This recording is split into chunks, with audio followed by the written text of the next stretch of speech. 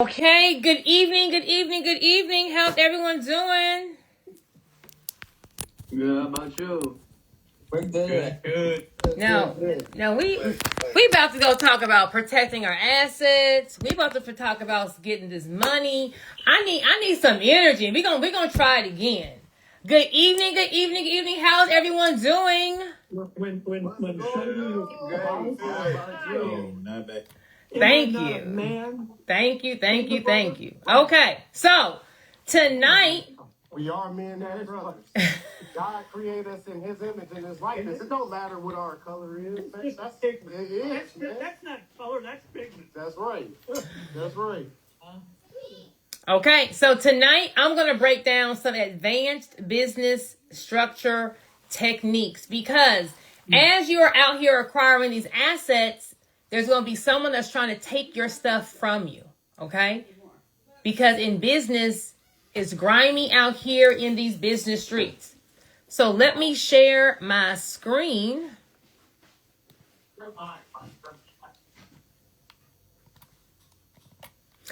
Give me a 1 in the chat if you guys see a green screen that says Advanced Business Structure Strategy, so I can make sure that y'all see my screen before I start running my mouth, okay? All right.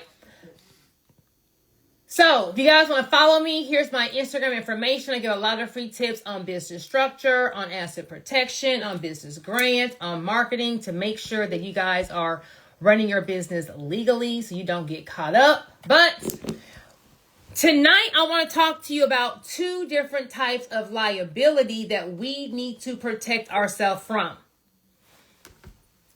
Number 1 is going to be inside liability. That means something inside of your business is causing the lawsuit. A contractor slips and falls on your property. A tenant were to fall and break their neck. A contract dispute. Something inside the business caused the liability. There's also outside liability. That means you. You did something that caused the liability. Anyone here have kids? There's a case where a dad let his daughter drive his car to the mall. The daughter ran a red light and killed someone. The car was in dad's name. So who do you think the insurance company sued? Dad.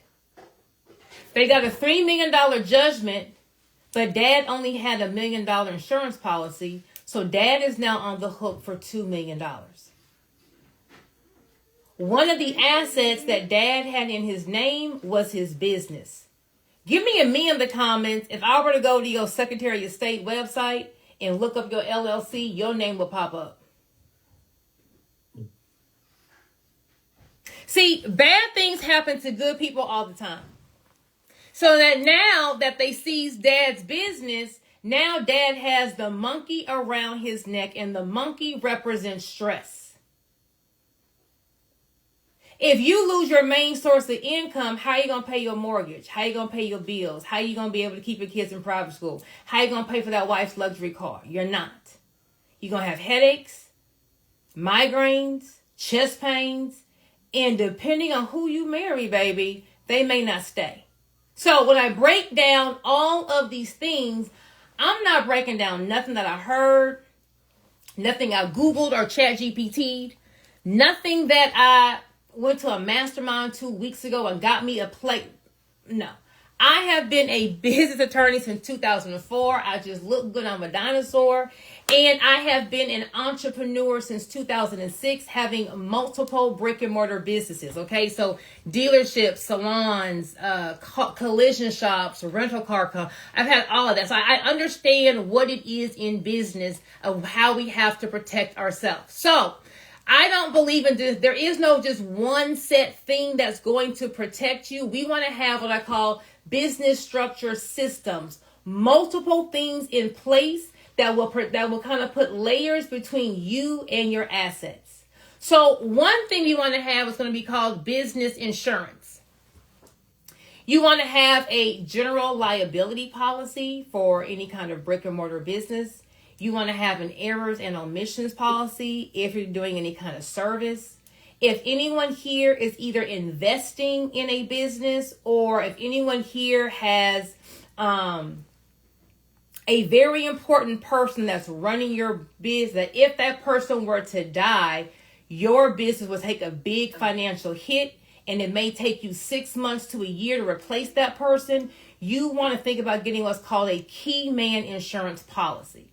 So if you invested in someone and that person died, you have a very, very, very important employee, you would get paid on their death to give you some cash flow to help you pivot as you're trying to replace that person. And then last but not least, either business interruption or business loss insurance. If something happened today that caused you to not be able to do your business, the insurance company will cut you a check.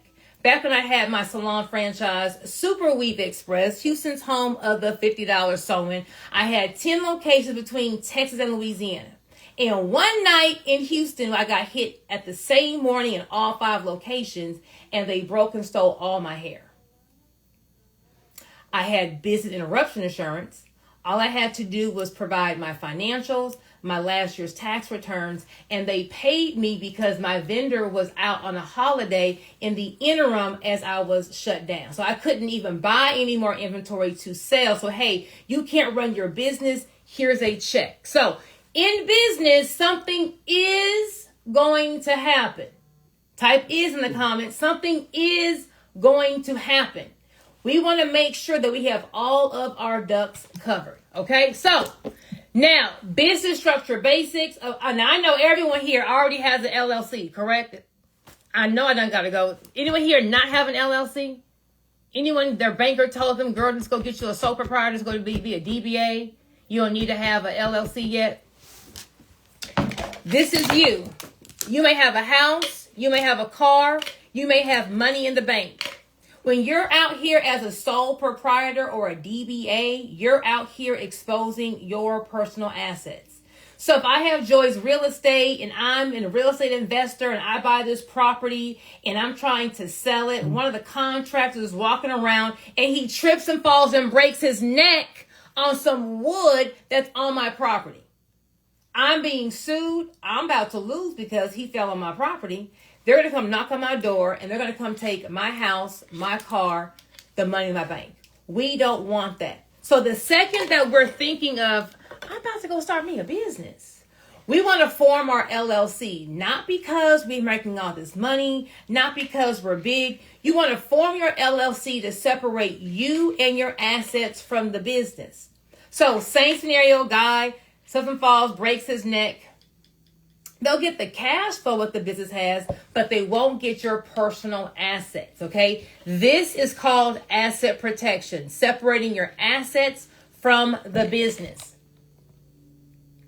Now, when you form your LLC, you're going to either get some paperwork called the Articles of Organization, Certificate of Formation, or Certificate of Organization, depending on what your state calls it.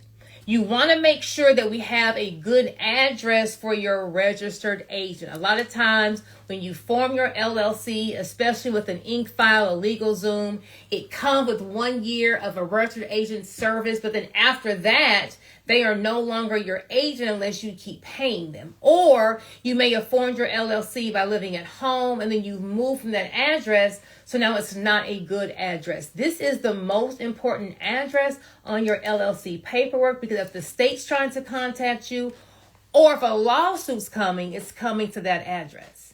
If you're no longer there, you will not get notice of that. And if you don't respond to a lawsuit within 30 days, you're going to lose by what's called a default judgment. Okay, so you want to make sure after this call, pull out your paperwork. If it's an old address, go amend it by filing an amendment with your Secretary of State. You can be your agent. You can hire a company to be your agent. Your mom and them can be your agent. Anyone can be your registered agent. Now, most people are going to choose to be what's called member managed LLCs. A member is the owner of the LLC. This is the person that makes the financial or the business decisions. You can either choose to be the manager, or you can choose to have someone else be the manager of the LLC, the person that makes the decisions. Don't think of day-to-day operations. Think of who can enter into contracts, who can enter into debt, who can encumber any kind of property. Normally, people will choose a manager-managed LLC when the owner of the LLC is a minor, a kid. And the kid can't do any kind of business banking. The kid can't enter into contracts. So the parent they will choose the manager-managed LLC versus a member-managed. But if it's just you, you're going to be a member-managed LLC, meaning I have control over my business. Now, the simplest way to form your LLC will be to form it in the state that you're living in or doing business in. You can form your LLC in any state that you want to, but forming it in another state does not give you the benefits of those states. The biggest lie I hear on social media is, go form your LLC in Delaware, there's no state taxes. If you live in California, you're going to pay a California state tax because the income is derived in California if you live and work in California. So you can go make your LLC on the moon. Taxes are paid where the income is incurred. The income is incurred wherever there is a business presence. A virtual address is not a business presence. So do you have property in that state? If you're the only person that is in the business, where do you live? What kind of driver's license do you have? Where do you vote? We're looking at all of those things. Like, where is the corporate headquarters of that state? So this is what your LLC paperwork will look like. That's going to be a certificate of formation out of Texas. You want to make sure that we are cognizant of what we're naming our business, because there are some industries that are deemed by banks as high risk, meaning if you have this business in your business name, the banks do not want to see you. Okay, so real estate, investments, one of those, rentals, all of that is in that high risk industry. So what you may want to think about doing is getting what's called an assumed name or a fictitious name or a DBA for your LLC. Not for you, but for your LLC. So an assumed name, a fictitious name, a trade name, or a DBA. Each state may call it something else, but your LLC can do business in a different name. So if I want to promote Joy's Rentals, but I don't want the bank knowing I'm going into real estate, I may have my LLC J&J Solutions, real generic. I will get an assumed name certificate, fictitious name, DBA for Joy's Rentals. I can do business, I can market, I can collect money in Joy's Rentals, but for banking purposes, for my corporate documents, it'll all say Joy Solutions. That's a way of kind of getting around naming your business in a high risk industry. Now, we can't just name it correctly. We have to also choose the correct NAICS code. We choose the correct NAICS code by when we are getting our EIN number. The last question that they're going to ask is going to say, what industry are you in? If you click real estate, you have just given yourself a high risk NAICS code. Okay. And once you get that code, it's nothing that we can do. We got to just, get a whole new entity. So the NAICS code is going to be the code that determines your risk level for the business that you are in. As you are running your business, depending on how many employees you have, how many transactions you have, you may want to think about having 4 separate bank accounts. One account will be for your income coming in. Another account will be for your expenses. A third account will be for any kind of payroll. I've had employees change check amounts. I've had employees make up fake checks. You always want to protect the income account to make sure that nothing that should be going on ain't going on. And an account set aside for when you have high influx of cash flow for your tax/savings. All of these accounts should be at the same bank. Now, once you form your LLC, you want to make sure that it's going to be an active LLC, and most states are going to require you to fill out some kind of LLC annual report. I know Texas calls it a franchise tax report. Some people call it a statement of information, an annual statement, but most states require you to fill out some kind of report to make sure that your LLC is active. If you don't do this, then they're going to make your LLC inactive, which means you formed it, but it's inactive, so you don't have an LLC. Now, if you were to get sued, now they can still come after your house, your car, the money, the bank, and we do not want that, okay? If your LLC becomes inactive, all you have to do is file those missing reports, and you will now reinstate your LLC. So, forming your LLC is like the first step. Now we have to run our business like it's Walmart, or what they say in the legal industry, follow the corporate formalities. Okay? So number one is going to be having an operating agreement for your LLC. That's going to be the contract for your LLC, or having bylaws if you have a corporation. Number two, having business insurance. Number three, having an active LLC. Number four, having a business bank account, and we're not commingling personal or business expenses.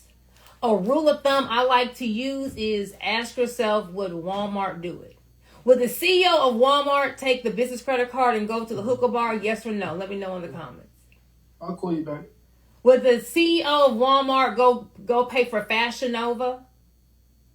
Get her lashes done, nails done. It's going to be a business. I'm working for my... No.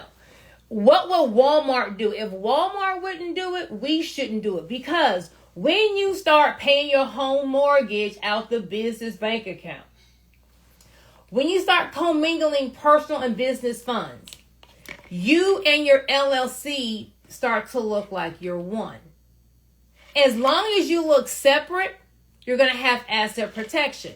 When you kind of make things blurry, you now lose your asset protection. And if you were to get hit with a lawsuit, they're going to pull your last 90 days of bank statements. Are you really running your LLC like a business, or is it just an extension of you? And if your home mortgage, Fashion Nova, nails, lashes, haircut, hookah bar is all in that business bank account, they're coming after your personal assets. They're going to do what's called pierce the corporate veil, and all of the forming of the LLC will be null and void because you didn't run it like it's Walmart. Okay? So that's going to be our basic way of setting up our business and making sure that we are protecting ourselves. Now, depending on how much money you're making, some of you guys may want to look into being what's called an S Corp. Okay? So an LLC and a corporation, neither of these entities have the best tax strategy. A C Corp is going to have double taxation, and LLC has self-employment taxes. What the IRS says, hey LLC, hey C Corp, if you want a better tax structure, you want to ask us to tax you as an S Corp. So you're not changing your business entity. You're still an LLC or a C Corp, but you're just being taxed as an S Corp. Nothing changes. You have LLC behind your name. You have Corp behind your name. But for the IRS purposes, they're going to say, hey, we'll tax you as an S Corp.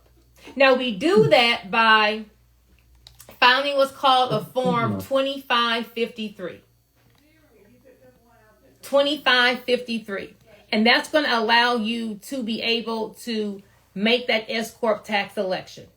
Normally, when you're making around 60, 70 grand in profit, meaning after you pay all your bills, you bring that home, that's when you want to make that S Corp tax election, because once you make an S Corp tax election, number one, you are going to have to now be on payroll, meaning a W-2 check with payroll taxes coming out.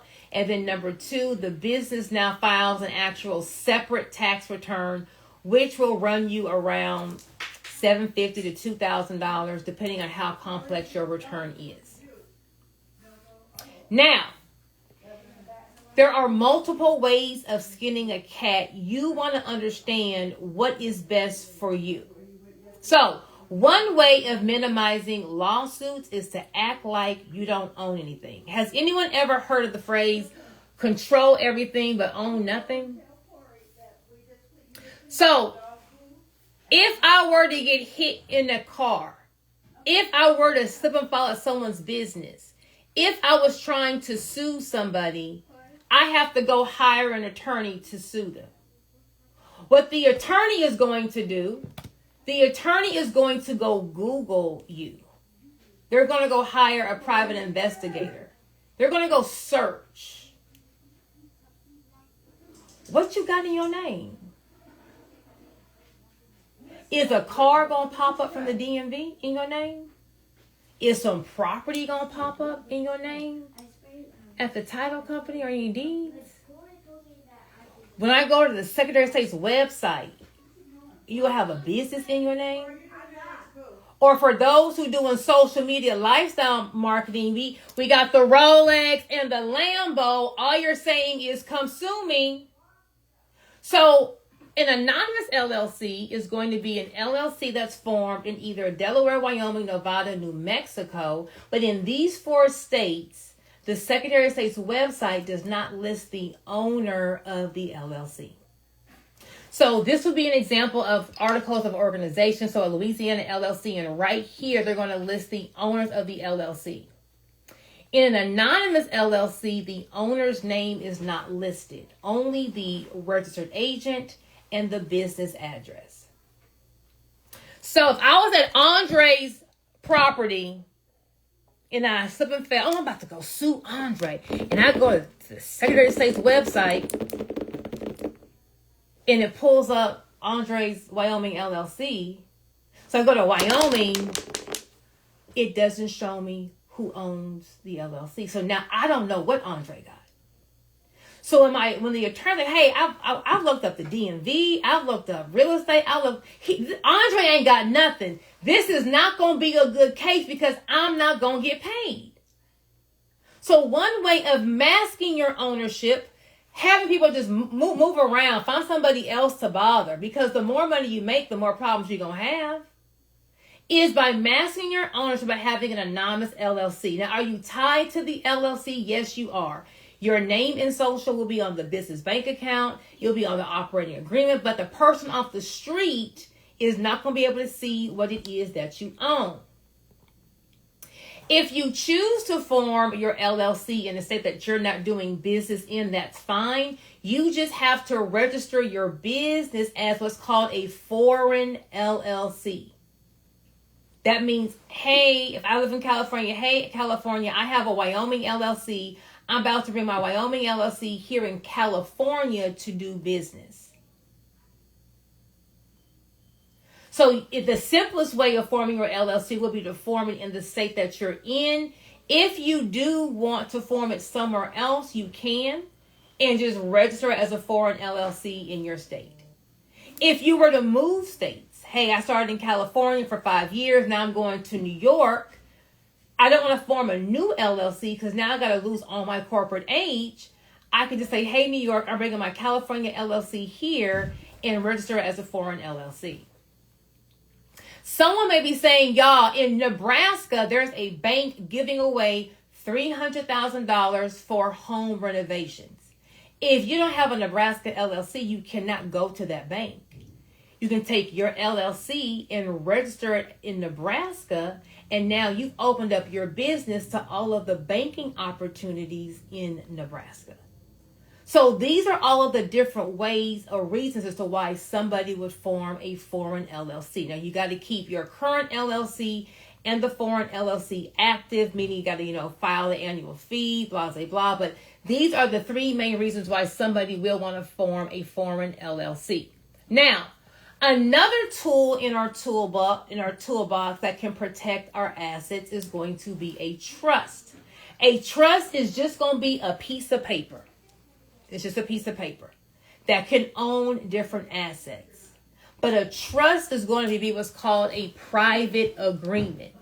Meaning, let's just say I'm nosy, right? And I'm like, where's Mr. Brown guy? I want to know what kind of, I think he cute. I'm about to go see what he talking about. He got a bid, what he got?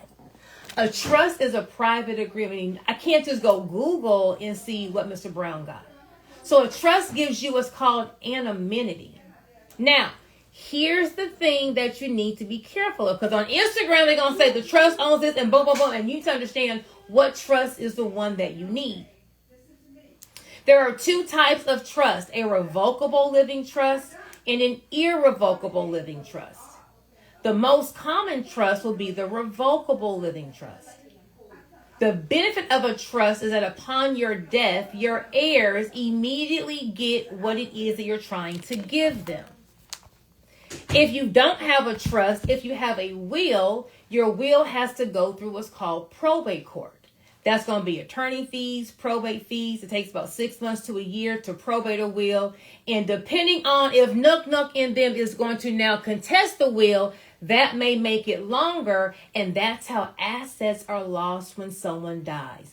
Grandma had a house. Grandma had a mortgage. No one could touch grandma's bank account until grandma's will got probated.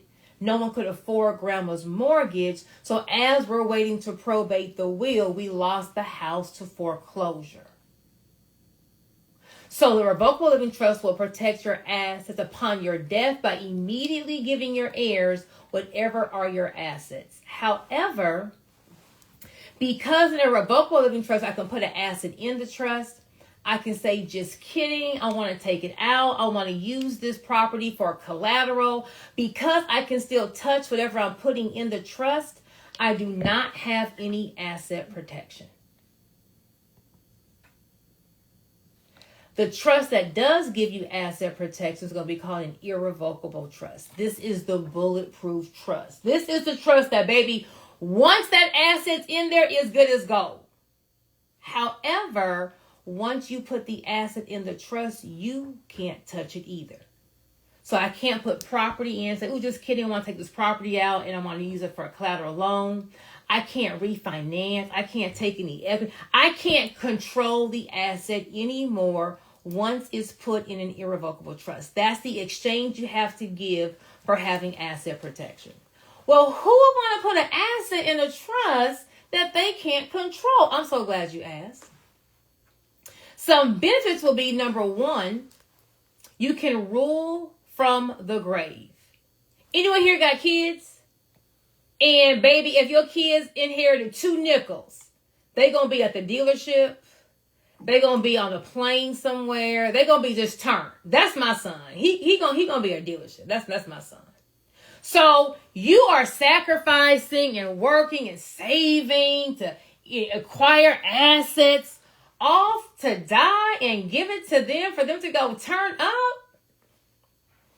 In an irrevocable trust, you can say they can only touch X amount of money at the age of 21, at the age of blah, blah, blah. You can put constraints on when they can either access the assets or the money, so you can kind of control how much they get to make sure that they don't use it all. If anyone follows sports, Allen Iverson signed like a $200 million deal. I want to say he had a $50 million deal with Reebok, but they put $32 million in a trust that he couldn't touch until he's 55. I believe AI is broke right now, but when AI turns 55, he's going to get $32 million. So you can kind of limit how much your kids get based on their age. Another benefit of putting an asset in an irrevocable trust is if your child doesn't have the best judgment in their spouse, kind of like me, and married the wrong person, that property remains their separate property. So Miss Tiffany got a daughter like me, right? And she said, girl, I'm about to get married. He'll do, come on. And baby, it didn't work and she had to leave him, right? And I'm about to get all of Miss Tiffany's property. I'm about to get paid. Pump your brakes. Tiffany's daughter doesn't have to share any of that property because it remained her separate property, meaning it never got joined during the marriage. It never became community property. So Miss Tiffany can make sure her hard work stays in her direct bloodline. So, well, how do I get the best of both worlds? I'm so glad y'all asked these good questions. So what most people will do is they'll have a revocable living trust while they are alive for anonymity purposes, and they'll have a clause in their trust saying, upon my death, I want my revocable living trust to become an irrevocable living trust. So now I get the benefits now that I'm dead. Well, that's good, but while I'm alive, you just said the revocable living trust doesn't give me any kind of asset protection. So how do I protect my assets? Y'all are asking the best questions tonight. This is the smartest group I have had. Come on. How we protect our assets, especially in business, is going to be through holding companies. That's where it came. Holding companies protect your assets by removing them from the operations of the business. So, if I am Joy, I have Joy's real estate. I own 3 duplexes. I don't want to own the duplex and sign the lease and do business with the tenant in the same LLC. What if my tenant has a girls' night out, boots on the ground twerk fest, someone hops on the kitchen counter and falls and breaks their neck? Who they suing? Me? If I lose that lawsuit, not only will they get the asset of the duplex that they was twerking in, they can get all of the other assets that this LLC owns. See, when you have all your assets in one business and you're actually doing the operations, you lose everything in the LLC or the corporation. So what you want to do is you want to form an LLC for the operations of the business. This LLC signs the lease, whatever name's on that lease. If it's your name, you're the one getting sued. This LLC is collecting all of the rent. This is the only LLC that knows the tenant. You'll have a holding company, another LLC or corporation. What makes it a holding company is how we use it. We're only going to own assets. We're not entering into contracts. We're not doing any kind of business. We aren't doing anything with the outside world. We're only going to lease this asset to our operating company to be able to use it and lease it out. We'll have a lease agreement. We'll pay a lease fee every single month. So when someone slips and falls at our property and they sue the name on the lease that they're doing business with, it has no assets. It'll lose some cash flow, but in business, you're going to lose something. My job is to show you how do you minimize your loss. So, real estate, vehicles, equipment, trademarks should never be in the same LLC that's doing the operations of the business, because this is the one that's going to have all of the liability. So, holding company owns the real estate. The operating company does the business with the tenant, collects the rent, then with the management company. The tenant never even knows about the holding company. You own vehicles, the same thing. Vehicles are owned by the holding company. It's whoever is the entity owning it is not doing business with the public. The public never knows about the entity that owns your assets. Now, we can't just say, oh, because I own the holding company and the parent company, that's all it is. Everything has to be a real transaction. There has to be a real lease agreement. There has to be a monthly lease fee paid every single year, because how I'm on here telling y'all how to protect your assets, they got another Zoom down the street of attorneys teaching other attorneys how to break all this stuff up. So you own both the LLCs, and you took this webinar 2 years ago. So you said, well, I own the two, so I'm gonna just say it's my holding company. When your tenant slips and falls, and you say, oh, ha, my operating company doesn't own it, my holding company owns it, ha. They're going, oh, bet. Let me see the lease agreement for the holding company. Oh, bet. Let me get the bank statements from the holding company. Let me see the rent you paid your holding company every single month to use the house. Oh, you don't have a lease agreement? You weren't paying a rent fee? All of this was fugazi.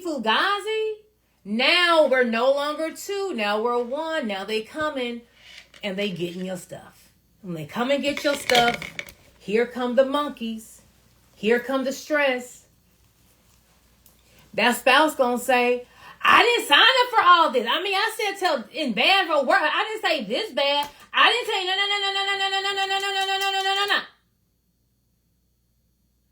No, we ain't having sex. Your jokes ain't funny.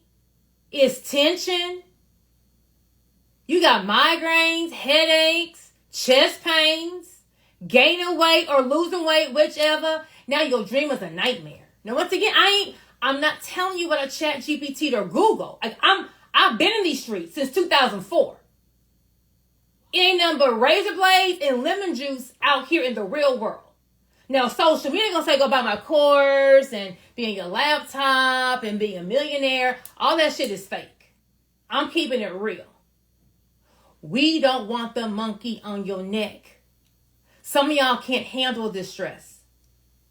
The monkey will sometimes have y'all take yourself out. This monkey will have your wife or your husband leave you. This monkey will have you in depression. So, I gotta do all these steps. Would you rather do all these steps or have this monkey on your neck? See, in life and in business, you're gonna pay. You're gonna pay either way. Either you pay now with money by setting it up correctly, doing the bookkeeping, making these dumbass transactions because that girl said to do it, or you're gonna pay later. If you pay later, you're going to pay more money. You may pay with your time, with your health, with your marriage. But you're going to pay either way. Now, some of you guys may want to have a more complicated structure, a more advanced structure. You may want to now encompass what's called parent companies. A parent company is going to be one entity that owns multiple entities. Do we have any serial entrepreneurs in the group tonight? You own multiple, you're in real estate and we got this and we doing that and we doing this. So either you can own your businesses all set, like you just own all the LLCs, and I call this the bubble format, or you can have one entity own all of your LLCs. Well, who would want to have someone own all your LLCs?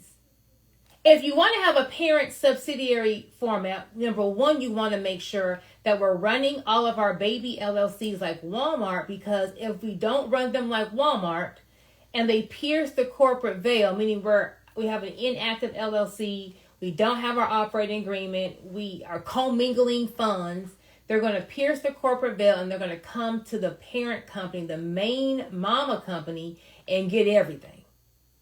So I know I see a lot of guys on the Zoom. Hey guys, I worked for several years with men, and sometimes guys are not the best with paperwork, organization, filing of things. So if that's you, you may want to stick with, a more simple structure with the bubbles, right? But if you're like, girl, I can do it. Well, come on, let's go.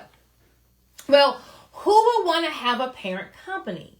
Well, what if your LLC is is named or has what if your company, your operating LLC is in a high risk industry like real estate? And before you got on this call tonight, you had already named your business Joy's High Risk, Don't Give Me Any Funding Real Estate and Investments. Well, there's nothing we can do with that LLC because you've already named it a high risk name. You can't amend it. You can't undo it. None of that is going to work. What you can do, though, is you can change the ownership of the LLC. So we can form a parent company. It could be an anonymous LLC. Wyoming, Delaware, Nevada, New Mexico. We're going to get all of our income from our real estate. We're going to push the income up to our parent company via a management fee. So the profits minus whatever going to be the operational expenses, I can move up to my parent company.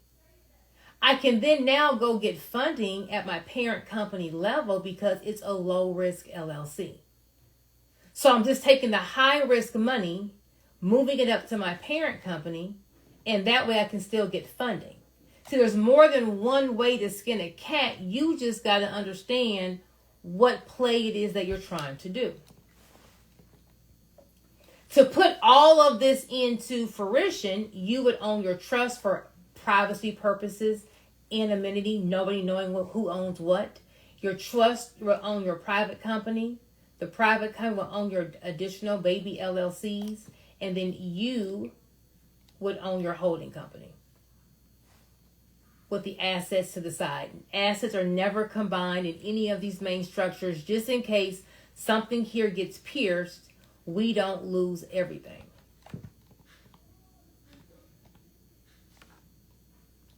Do we have any questions regarding business structure? Well, first of all, do we feel more confident regarding our business structure?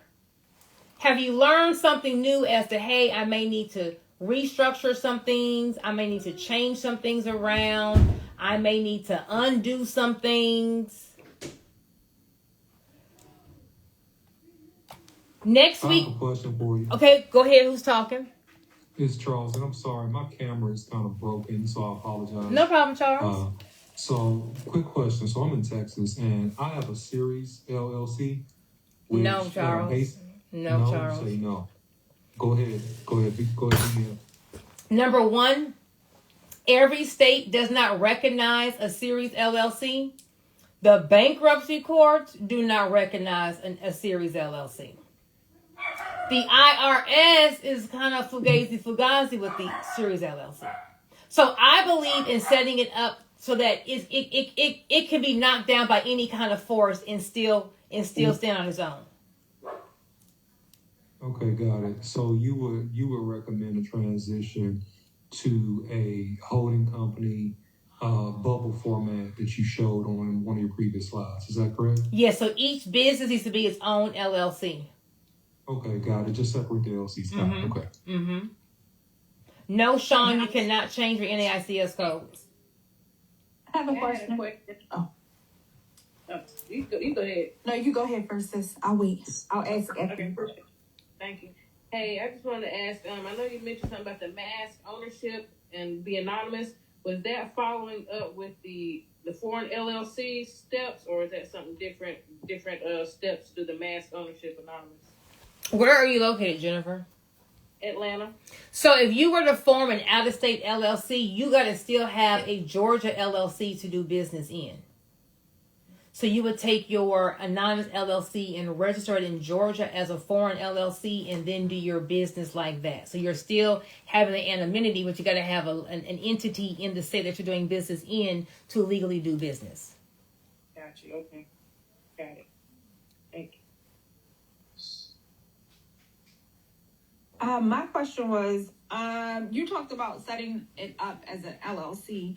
I hear a lot of people talking about setting the companies up as corporations because you can get business funding. Can you speak to that? You can get the same business funding as an LLC. Okay. Thank you. Mm-hmm. Mr. I got a Brown. question. Oh, go ahead. You can go ahead. No, go ahead. Go ahead, bro. All right, cool. What was I gonna say? So I had to kind of close down another business, but I didn't really follow the proper steps in doing so. But I'm actually trying to start like another obviously business here. I'm in Nashville, so is there a way I could kind of take what little maybe debt I've incurred from that other business? Well, would it be wise to take that from the other business and put it into the new business that I'm eventually going to form? You want to bring debt into a business? Well, I mean, no, but I guess that was the best way I could say it. Like, I know I still owe the state of Tennessee like a few $100s. It was like a vending business that I had when I was in my late 20s, and I was just like, I'm not doing anything with it, so I pretty much shut it down. But I eventually did you terminate the LLC or you just stopped doing the business? I ain't gonna lie to you, I just stopped doing the business. I didn't terminate it. Depending on how long it's been, I would contact the Secretary of State, and then you can see if you can reactivate the LLC. If you reactivate it, you'll be able to save all that corporate age. I got you. And then I can change the name. Correct. Amend the name, and then you can use that LLC for something else. I appreciate it. You're welcome.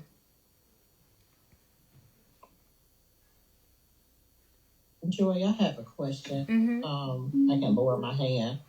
For an LLC that has business debt, would we amend the name, keep the LLC, but just amend the name?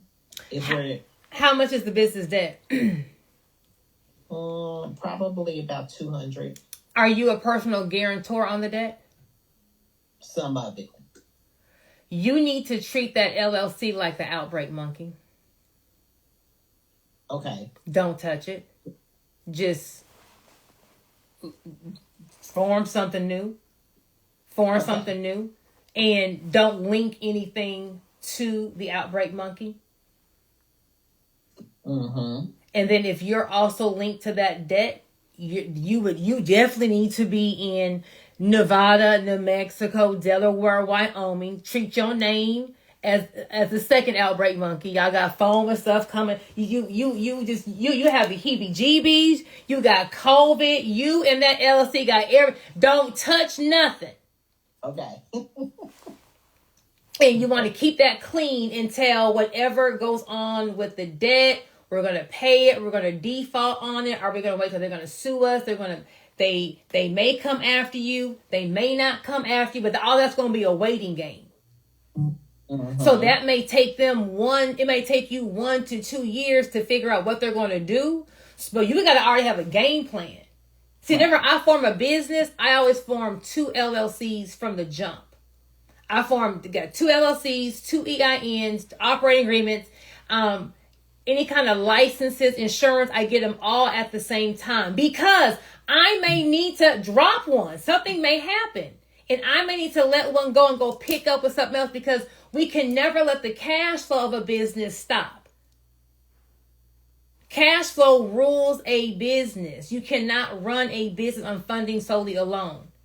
So you have to always protect that cash flow. So if something may happen, and let's just say you and this debt are now in a dispute, you don't want that to hold up or tie up you making money in other ventures. Okay, so with the Secretary of State, if it's annual renewal time, am I doing anything or am I terminating the LLC? We can't terminate it until we know what this debt is. Okay. How are we going to resolve the debt? See, they may sue you, they may not sue you. We got to still see that through. Okay. You just want to make sure that your name isn't linked. You aren't the agent. Like, you want to make sure that you're just kind of going underground for a second if you're picking up what I'm putting down, and then just go this other route so you can still be doing whatever you're doing until we figure out what's going on. Sometimes they won't even go after you. It all depends on what they want to do. Okay. I got you. Thank you. Mm-hmm. Hey, my bad. Go ahead. Go ahead. Whoever that is. Who is that? Raise That your was me. My bad. That was me, Dante. I was trying to piggyback off Kelly's question. Cause I'm go ahead. After you go, we're gonna go in order with the people that got their hands raised up, so we can respect Joey's time and they can get the value they're looking for. But go ahead. My bad. Appreciate it. My bad about that. Appreciate it. Joy, so I kind of elaborated what Kelly said. I'm in that boat, but I'm almost at the end of the waiting game. So I got a judgment, but I changed my land from my personal name to my LLC. But I know my name is on the LLC. What do you think? I need to take my name off that, or what did you suggest me to move forward? You move the deed to your LLC? Yeah, it was a fresh LLC. Some shit, but Alliance, I don't know how to do this. You moved your LLC, you moved your land to your LLC before the lawsuit was filed or after the lawsuit was filed? Before. Oh, then you're good. I'm good, even though my name on the LLC? It was before the lawsuit.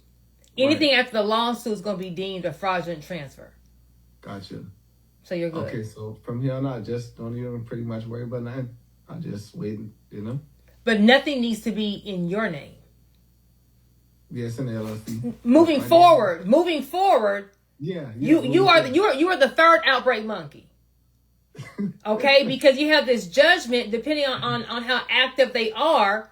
Like, it depends on who's trying to sue you, right? Some people don't have time. Some people are just anal, and I'm gonna pay more money just to mess with you, right? So you don't want to go and then get a new LLC in your name and you start doing stuff, and then they go and seize that because you have this judgment. So you have an outbreak. You are the outbreak monkey. So I don't know if you're married, you got a mama, I don't know who you got in your corner, but nothing needs to be in your name if you are picking up what I'm putting down. Gotcha. Okay, appreciate it. Mm-hmm. All right, Jaira. Oh, difference between a parent and a holding? A parent company owns. And I'm let them finish. A parent company owns businesses. A holding company owns assets. Okay. Gotcha. And the parent company just owns the LLCs. Correct. Gotcha. Thank you very much. Mm-hmm. Okay, so I'm looking at the parent company right now as like the umbrella of all the entities. So does the parent company need its own bank account, books, and tax returns, or are those things going to be separate? Do those need to be separate? Every entity needs to have its own everything. So its own bank account, operating agreements. It's like a whole bunch of separate people.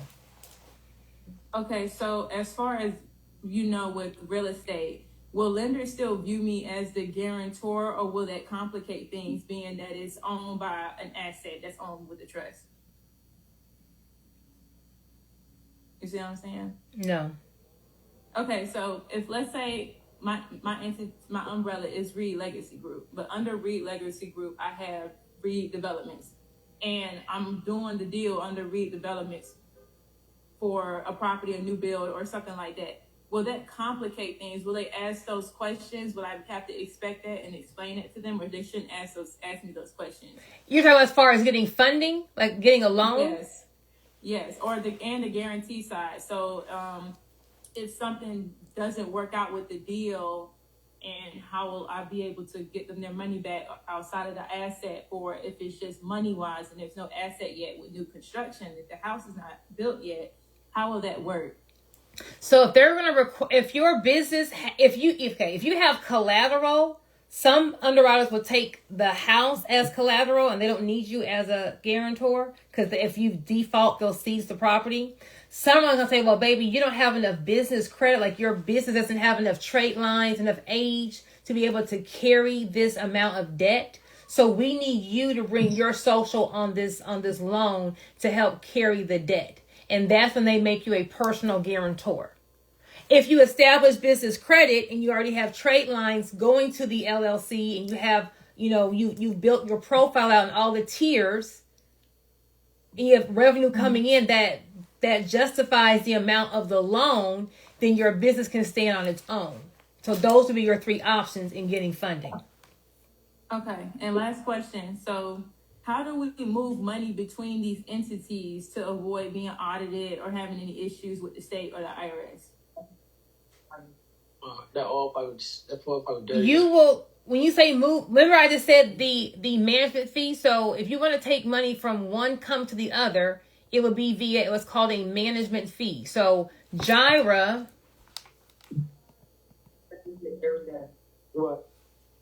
clean out work, come out there. You gotta tell them something. Parent company is going to send an invoice to LLC 1 for a management fee of whatever is the fee, and then you're going to just wire the money, write a check to send it to the parent company. Make sense? Okay. Yes. So am I paying myself from the parent company, or am I paying myself 4 different ways? You can do both. Okay.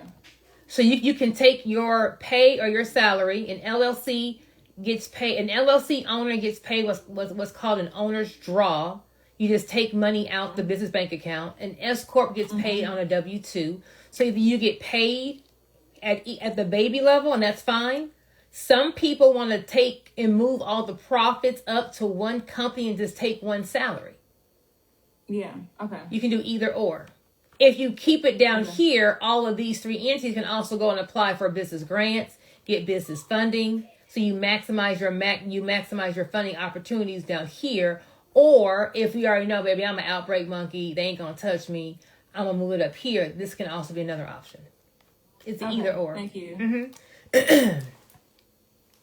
So, just to piggyback off of what she was trying to clarify, she's speaking in existence to when she goes to get her construction loan or her hard money loan.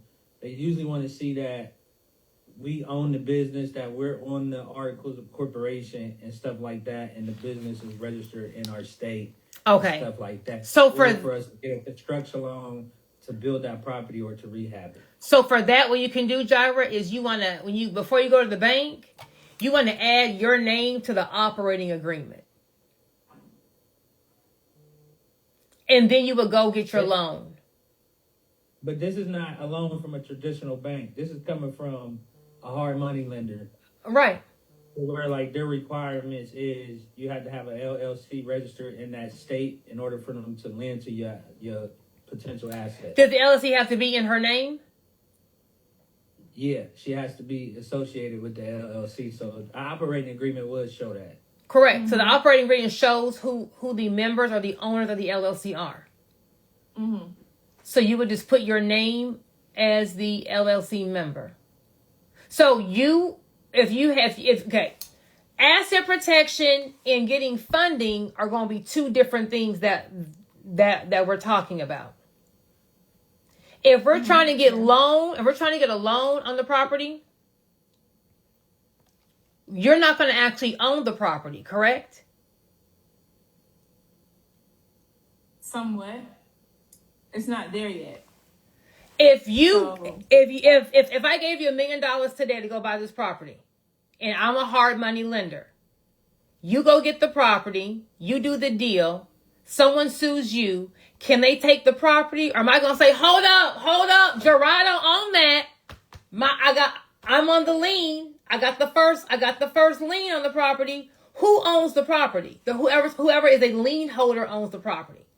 So if you have a mortgage, if the property is encumbered, you will never lose that property because you don't own the property outright.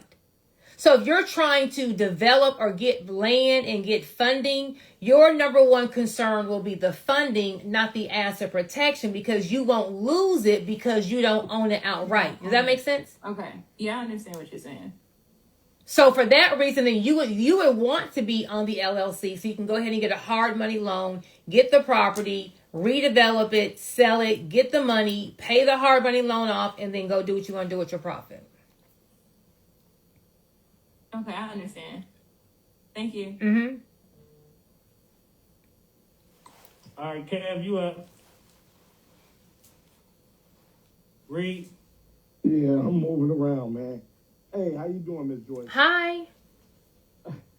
Hey, I love what you was putting down, so I'm picking it up. But got a question.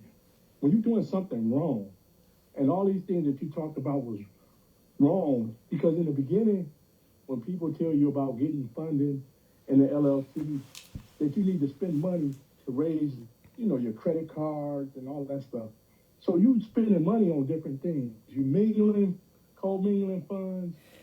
When you done did all that with one or two companies, you start all over, because 9 times out of 10, you could get sued and everything that you was talking about could come back up.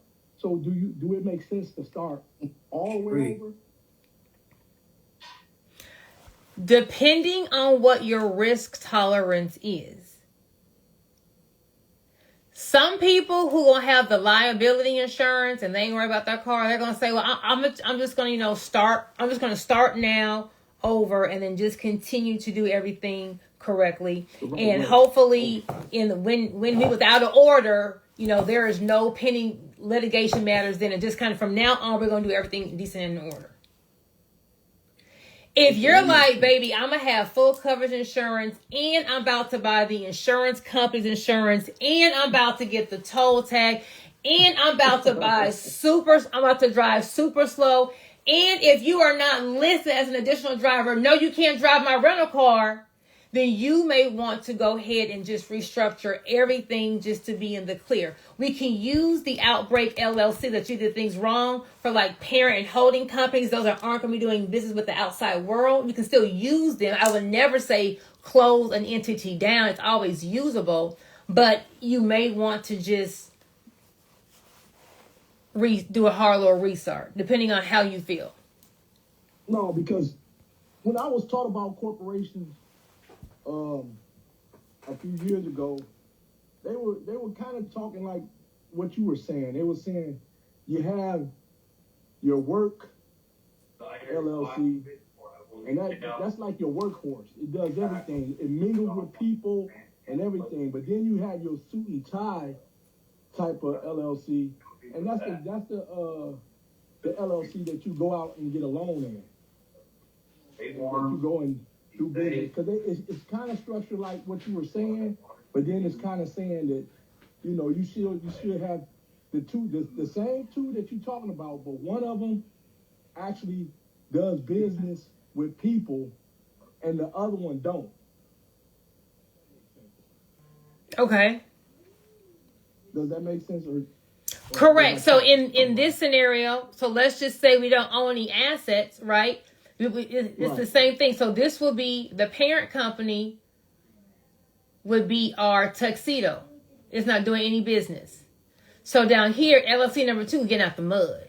They doing contracts, they have the public, but I'm gonna move my money up via a management fee up here, and the suit and tie walks in the bank. It has the income from this LLC or these LLC, so it has the income coming into the bank account.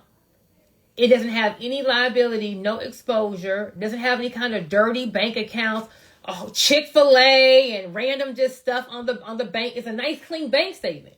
And you walk right here in your suit and tie and you go into the bank and get your funding. Right. Now I got one more question.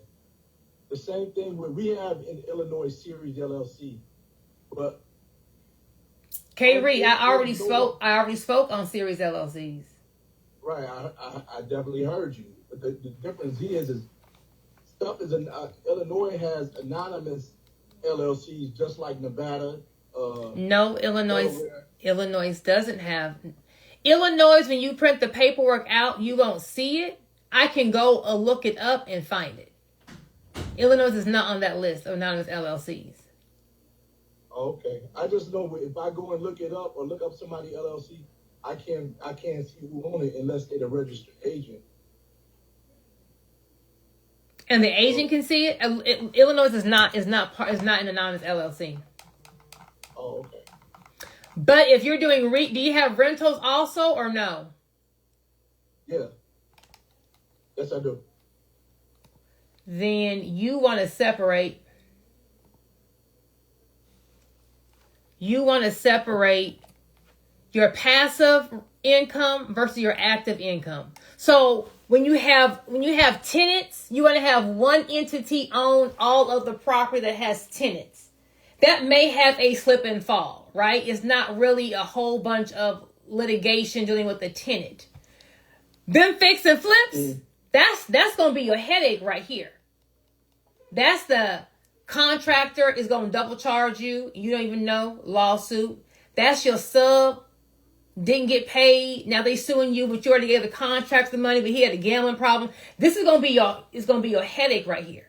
So you want to separate active income, your fix and flips, from your passive income. I wouldn't own those two in the same branch because this is way more litigation friendly than this one. And then for those who want another layer, I would sell, if you're doing fixed flips to sell, I would sell it in a separate entity. So that when I sell the property, let's just say a year later, there's an issue with the structure, the roof, the blah, blah, blah. Now we have litigation because on that sale, you did not uphold your end of the bargain. We don't want to be having any kind of litigation that now owns another LLC. So you done sold LLC 5, she gone, right? And you done bought you another LLC. You're holding it all the same. And then a year later, we got the issue with LLC 5 and never being sued. Now you have all of this that we can get. So I would have another leg up here and I would do all my sales out of there. I would only have one property in there at a time to minimize the risk. Just in case a lawsuit hits, we only have one property here if we're trying to sell it versus a whole bunch. Because in all that construction, that's nothing but, hold on. Anyone doing a fix and flip, baby, this is what that is. Them contractors is just the AC man is gonna hang up the AC upside down, and then he gonna want to charge you to do it right, and then you can't get the permit because the AC's upside down. Now what does that do? That delays the timeline for everyone else coming in. So now you missing money. Don't no one care about you. Now the other subs got other jobs to be on. Baby, I need a gorilla. Here we go. So you want to make sure that we're separating our passive income, your rental. There's going to be less litigation versus them fix and flips. Them fix and flips is a lot. Miss Joy, I gotta join your program. I seen it on Facebook or You know, Instagram. you know what? I'm doing a 5-day challenge. I'm doing a 5-day challenge next week. I'm gonna drop my link. I seen it too. Okay. Yeah, go ahead and drop it. Look, I'm gonna suggest everybody. Now, there's these speakers coming. I don't suggest people always just go sign up for somebody's shit. But y'all make sure this is somebody that I'm suggesting, because what's crazy is we had a conversation yesterday and I'm like, well, damn, what we gonna talk about? How can we tailor it to what we doing? And after watching this, I'm like, we've been overdue for this motherfucking call. Overdue like a motherfucker, because I know everybody on here that already got some assets, whatever y'all doing, or whoever building y'all shit up, y'all in a better position than people that's already accumulated assets and shit. So everybody on here, make sure y'all click that link and join her challenge, because this is something that we all need to implement, whether we already own shit or we don't. Like, it's very important that y'all join this link. You see everybody raising their hand. Y'all got questions? Y'all get that VIP ticket. You get you doing Q&A for the VIP ticket holders, right? Correct, Monday through Friday, and we get an extra day on Saturday. Y'all need to get VIP, because on Saturday I'm bringing a big dog. I'm bringing Dr. Rosie Thomas. She does business tax, but more importantly, what does your tax return need to go get some big money? So $500,000, $1 million. What does that tax return have to be like to go into the bank and really put your hands on some money, go make some moves? So y'all want to get that VIP ticket and come on in. We have replays, business structure, business grants, business funding, business taxes, commercial real estate, storage, residential. I mean, we're doing everything. AI for marketing. North, I know you need to get with this shit too, because a lot of us making money and we doing shit, but we ain't fully structured. I know, because I ain't fully structured either. Listen here, we gotta get it. But Miss Irene, you next. What was you about to say, Kev? Oh, Mikey, what I learned, and Miss Joy, if I'm wrong, you gotta, like, when you doing business, the bag is easy to get. It's protecting the bag and making it grow, and even saving money, even on taxes. You gotta have like a real, like, you gotta be careful. You know what I'm saying? And you can't do all three at one time and get full maximum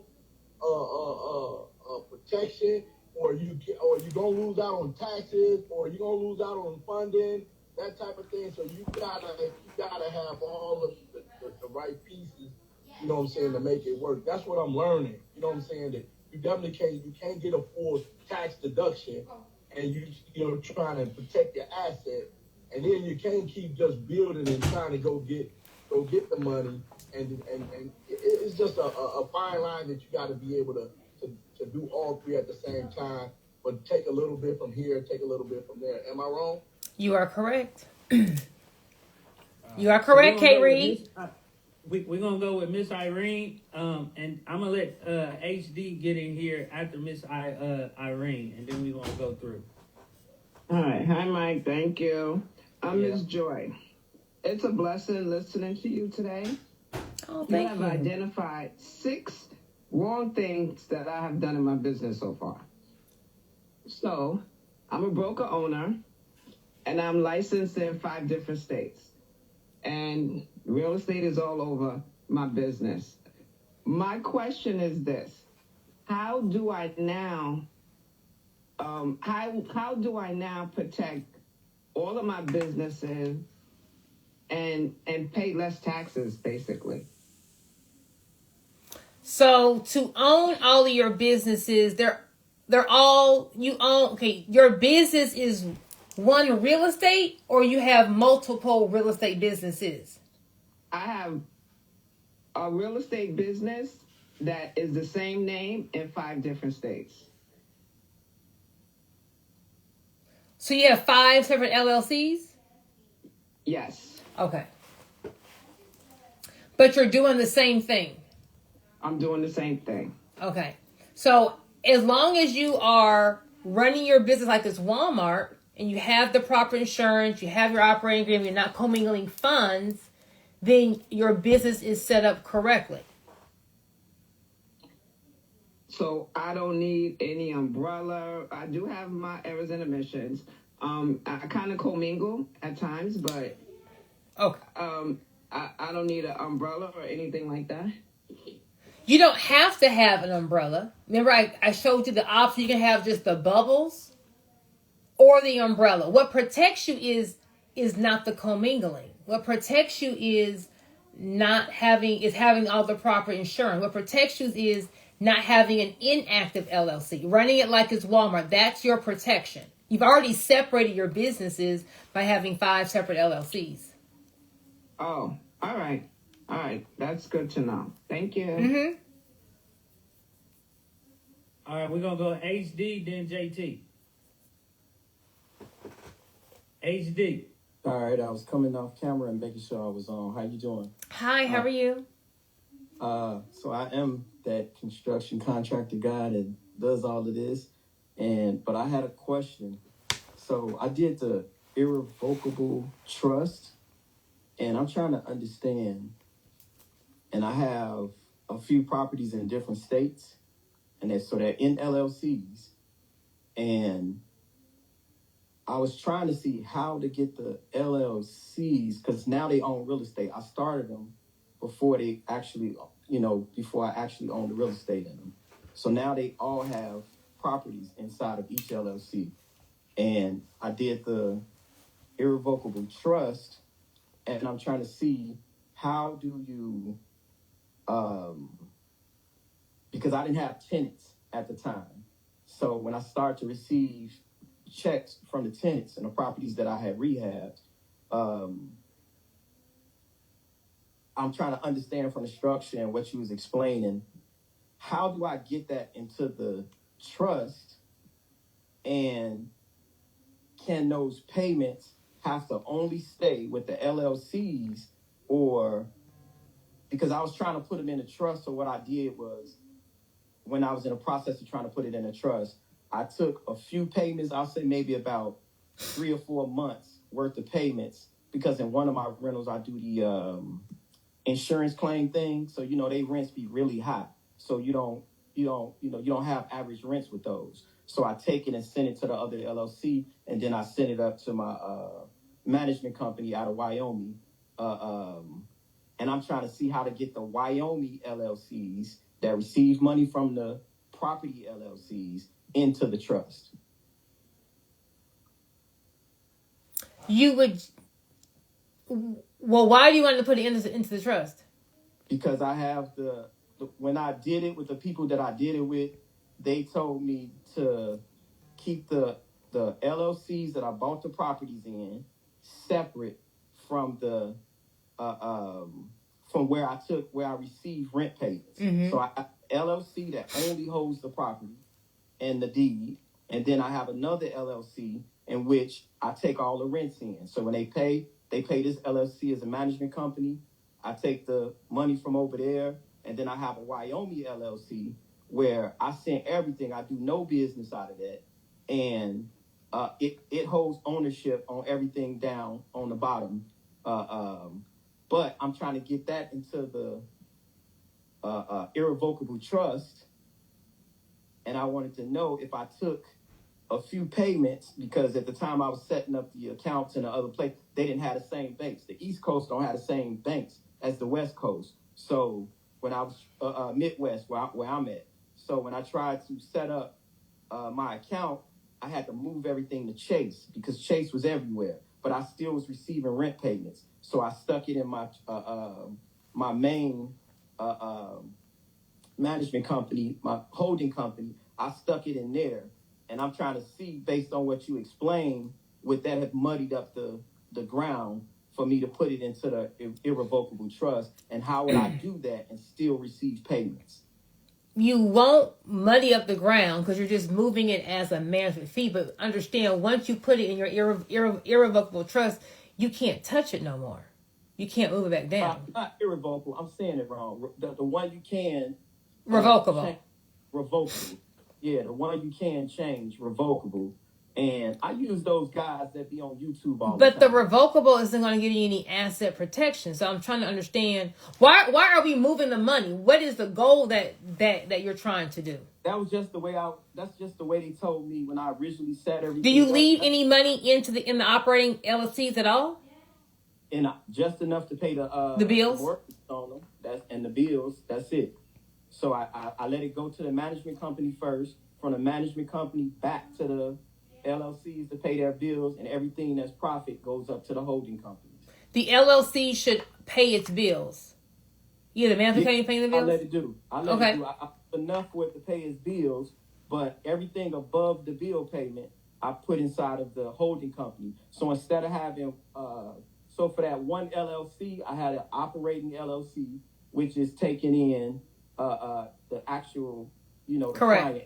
Have the other one that only holds, that's like the management company for each property. So there's a property with the deed and the trust, and then there's a management company dealing with the rents as the rents come in and the actual property as they come. So I too many LLCs, I thought, but that's just the way they told me. That's the way they educated me. So that's the way I did it. And when it was time to put it into the irrevocable or the revocable trust, the one that you can change around, that was my confusion. Like, how do I still take profit and do all of those types of things if I stick it in the revocable trust? You would just the trust could just invoice your management company for the fee. And the trust can still own the holding companies that's holding all the titles to the operating LLCs. It should, it can, but it shouldn't. Remember in my diagram? If something at the bottom goes wrong, we're about to have a problem at the top. Oh, so you're saying it shouldn't go. See, if you have all your stuff in one line, if anything goes wrong here, they're coming here. If anything's wrong here, they're coming here. If anything is wrong here, it's coming here. Wrong meaning if LLC 2 is paying your home mortgage, you are commingling funds, or it's inactive. If they can pierce the corporate veil, or you're underinsured or undercapitalized, then they're coming here. Now, if you have 10 let me get off this. Okay.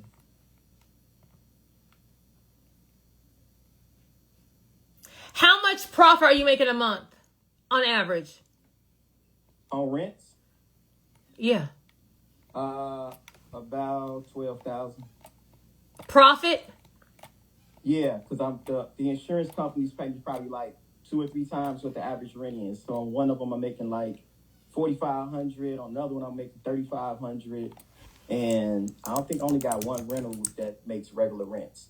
That probably like $2,500, some shit like that. So basically, you have one entity that owns all the LLCs? Is it 1 to 10?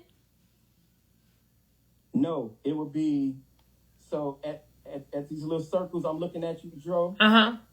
on those two legs will be two separate LLCs going back to one holding company. Two more legs will be one LLC, operating and management company, going back to another. I got three holding companies. I'm trying to put all three holding companies into the revocable. No. Okay. They set you up like this to minimize. Okay, so you are what they will call asset heavy. So one lawsuit is going to may take something away. So you want to have as many pots as possible. If you go and you make you one, I don't know if you got a management company up here or it's going to be your trust. If you go move everything up here, you have defeated this, and you have defeated your entire breakdown, because if something happens here and here, they're coming here, and this has everything. So they separated you on purpose to minimize your buckets. So if we lose these, we only lose this, and that's it. We don't lose everything else. Does that make sense? You don't want the flow going into one.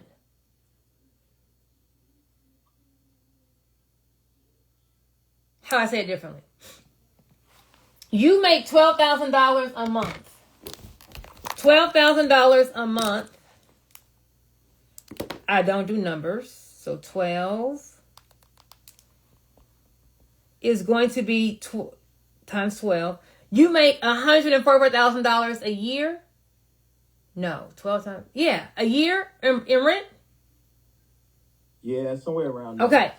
If you put everything going into one thing, that one pot of gumbo is going to hold $144,000. When a tenant gets sued and you're in litigation,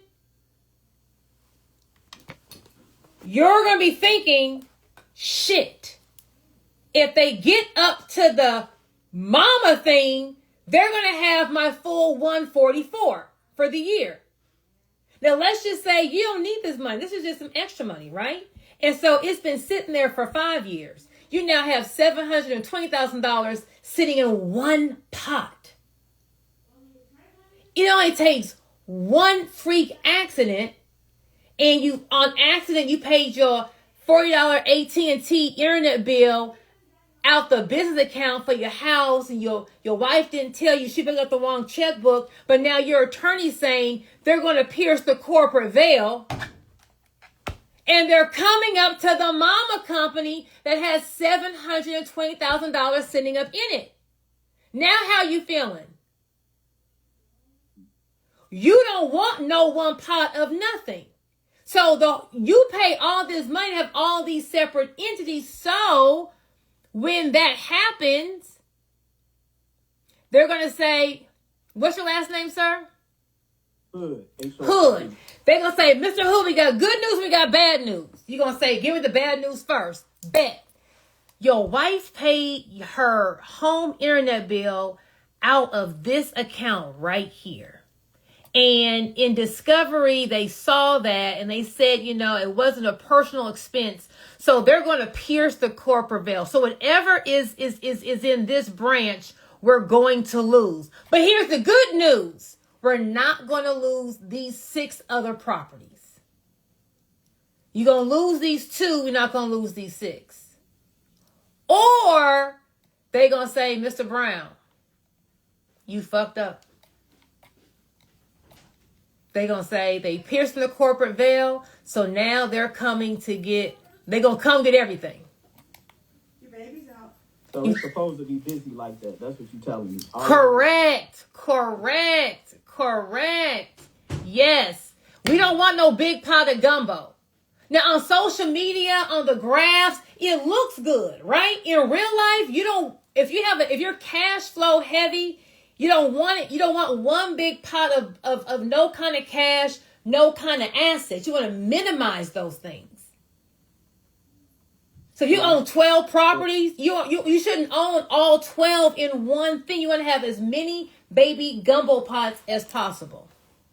So you're saying keep all of those holding companies and all of those LLCs. Yes. So when something goes wrong, you don't have this. I'm telling you, this monkey is worth all of them LLCs, all of them annual reports, all of that paperwork. To keep this monkey away from you is worth it. I promise you. I promise you. Okay. All right. Thank you. Mm-hmm. JT. Yo. How you doing, Miss Joy? Good. How are you? I'm all right. You got me scared over here. I gotta go back and do some work. You can just fight the monkey, JT. Just take the monkey in your bicep and just... Man, you got me spooked over here, Miss Joy. But check me out. So I got a pretty simple question. I have a high-risk business. I have a trucking company, but I just started. I've had the trucking company for like 5 years now, but I just started a holding company and a consulting company because I wanted to get into real estate. But I was told to keep them separate, like. But I need an umbrella for the trucking company. I need to get your thoughts on that. So you own a trucking company and you own a consulting company? Yeah. Okay. But I just started the consulting company, like when I started the holding company. Okay. And so why do you feel like you need the umbrella? For protection, pretty much to protect the trucking company, but I keep being told that you need to keep them separate. You need to keep, you don't need the umbrella doesn't give you any extra protection. I never said that I never gave any kind of example of how the parent company, we in business grants. I never gave, and nothing said this gives you more protection. I said, if you have a high risk industry, we can get funding up here. I said, if you don't want to get paid from all three businesses, you can go take your pay over here. But this doesn't give you more protection. It looks good, but it doesn't give you any more protection. So if you have a trucking company and you have a consulting company, you right now have the bubbles. You have one entity and another entity. Now, if you don't want to own those entities in your name, we could then form a parent company in an anonymous LLC state, and then we would change your articles or organization, your LLC paper, whatever they call it in your state, and we're going to take your name off the LLC, and we're going to put the parent company's name on as the member. That's what brings the LLC underneath the parent company. So you want to take your name off of it, then that is why you would have the parent subsidiary. Got you. So if I wanted to start a business in Tennessee, because that's what I plan on doing, can you explain that part again? Like, what'd you call it? It's called You want to form it and say that's not Tennessee? Yeah, because I live in Colorado, but I want to start a business in Tennessee, though. Okay, so are you going to form the business in Tennessee or in Colorado? In Tennessee, but I live in Colorado for right now. Okay, so what kind of business is it going to be? Tied into real estate. Are you going to have any locations, or is it going to all be virtual? No, it's going to be location. So if you have locations in Tennessee, then you have a business presence in Tennessee.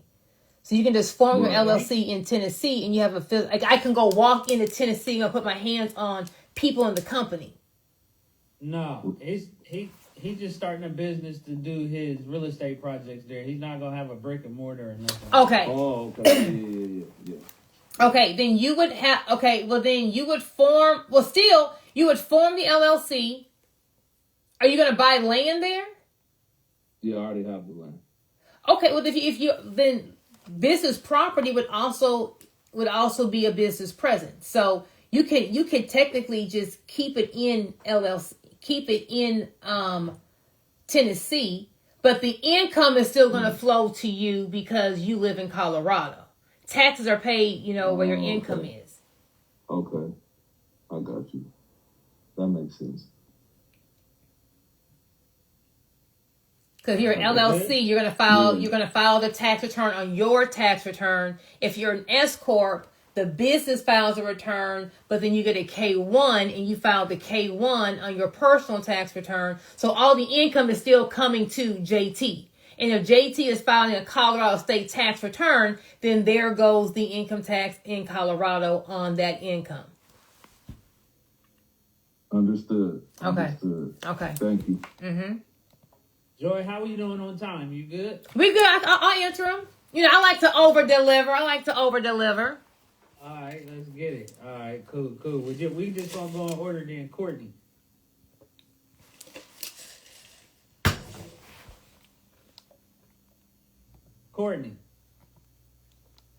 Courtney said she took too long. I ain't got time to wait on her. All right, we're going to Jamarius then.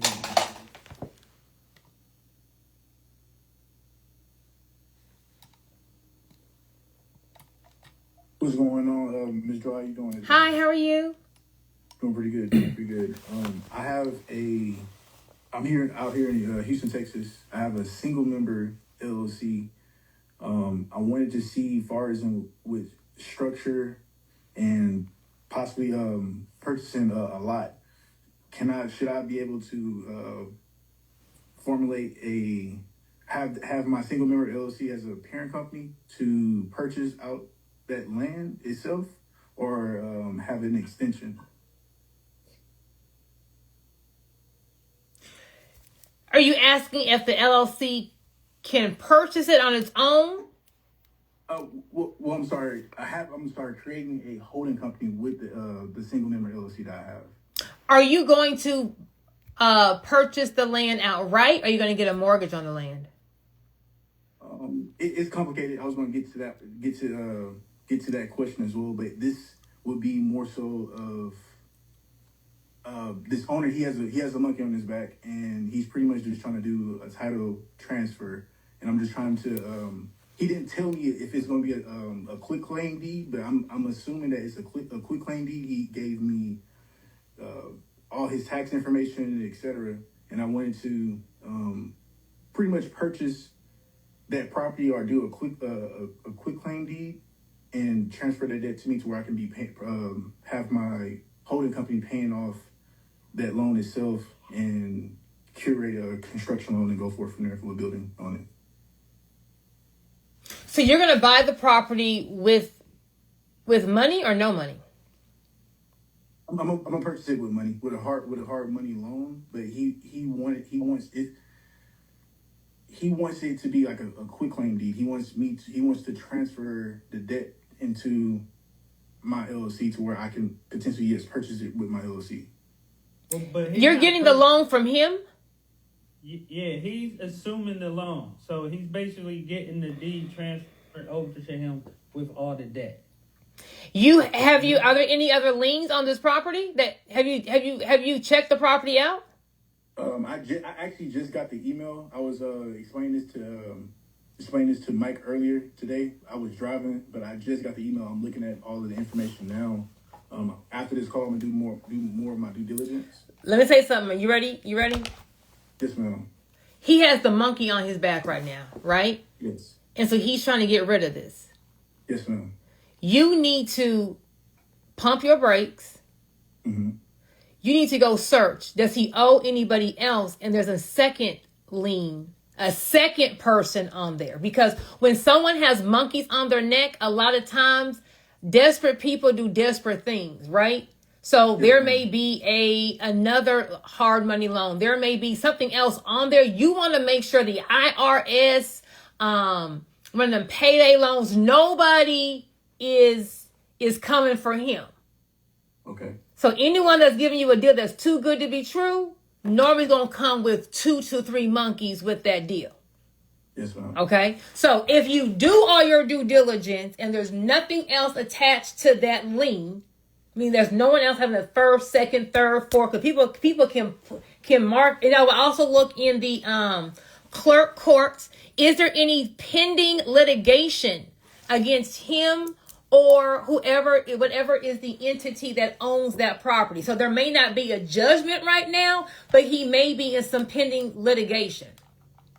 Okay. Okay.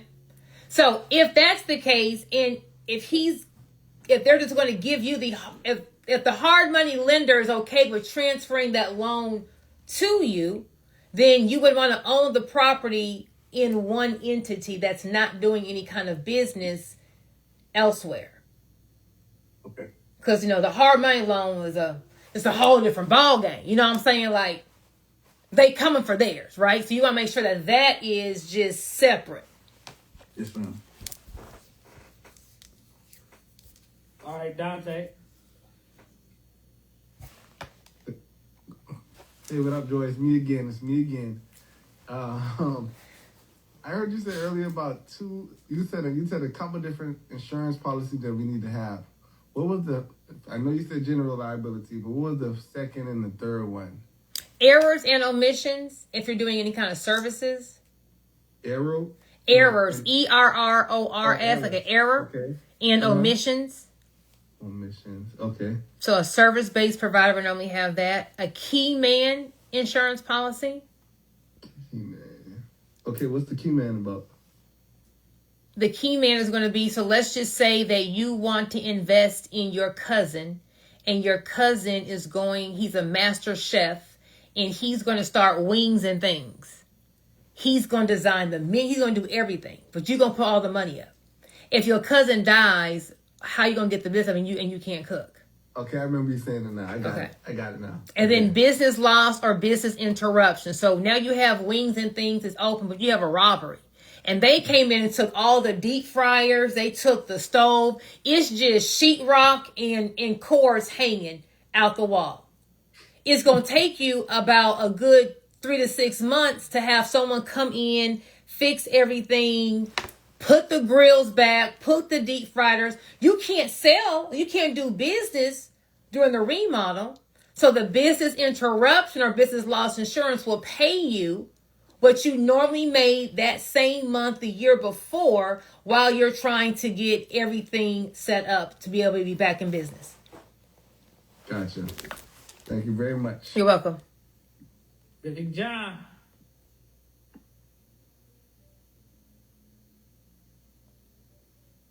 Jonathan, you up? Sorry, I cut you off from you. How you doing, Joy? Hi, how are you? So, I have a question, kind of piggybacking off HD. So, I have a similar situation where I actually do have an irrevocable trust, and a parent company is owned by that irrevocable trust.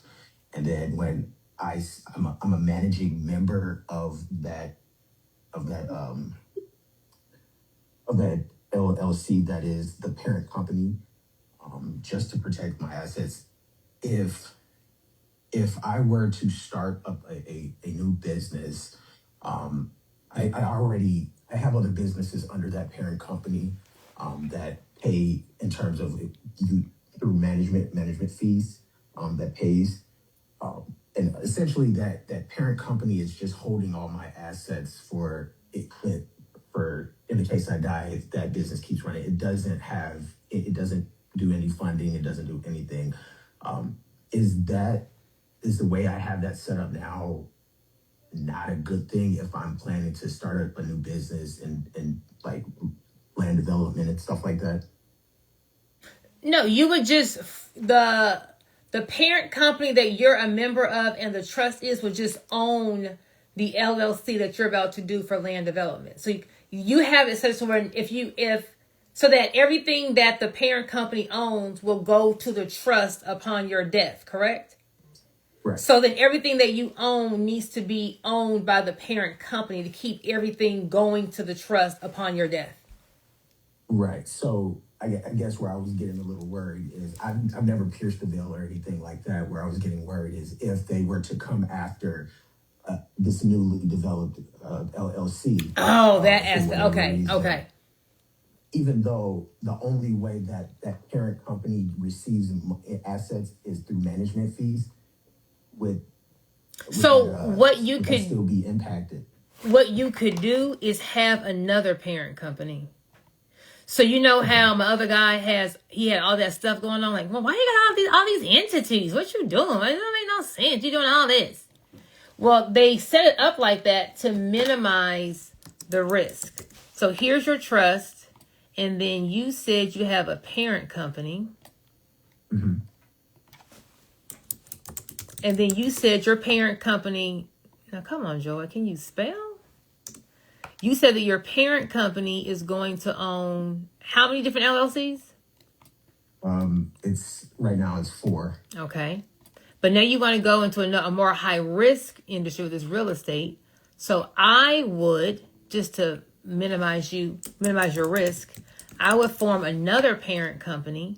And then from this leg, we form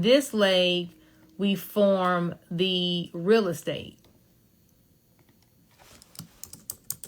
So if anything goes wrong here, we're going here versus here because this is getting all of this income, correct? Either it's getting all this income or this owns all these entities. Right. That one owns all the entities, or it owns the entities and it has its own income. So each company has their own assets, whatever additional, I do a fraction. So I take 10% of all profits from each company and push it up to that parent company so that in the case when I die, I've got it all outlined how I want everything distributed to my kids and everything. Mm-hmm. And so that 10% goes up in the form of a management fee, but all the other companies, they still have operating income as well as profits that they hang on to in case I need funding or whatever. So we don't want any liability with this entity that's more high risk getting any of this. So that's why I would form another parent company and own this high risk with this one entity over here. It's still going to go up to your trust upon your death, but it won't just come over here and touch this. So how would that work? Because I was told when I set up that trust that I can't make any adjustments to that. So that's where I was kind of concerned, which is why I was thinking of setting up another parent company underneath that existing parent company, and then doing the real estate. Because if I set it, I can't do anything with that trust anymore unless it's irrevocable. You can't change any of this correctly, but you can always add more assets to a trust. Okay. So you can add another parent company, and then you can't remove any of we can't change anything of what's done because it's irrevocable. You can't touch it, but you can add. You can always add things to the trust. Okay. So just go back to your estate planning attorney who did your trust. Say, hey, I want to add another parent company. You want to have your high risk come through this leg, and you're doing all of this to minimize the loss. If something were to go wrong, they're not going to get all of this. They're only going to get this. Okay, that makes sense. Thank you. Good questions. All right, I think everybody got their questions in. Y'all drop some fire in the chat. Y'all did y'all get some value tonight from Miss Joy? I know I did. I know I'm a little scared. I've been sitting out of that business bank account. I gotta get my shit together. Okay, I'm gonna drop my Instagram in the chat.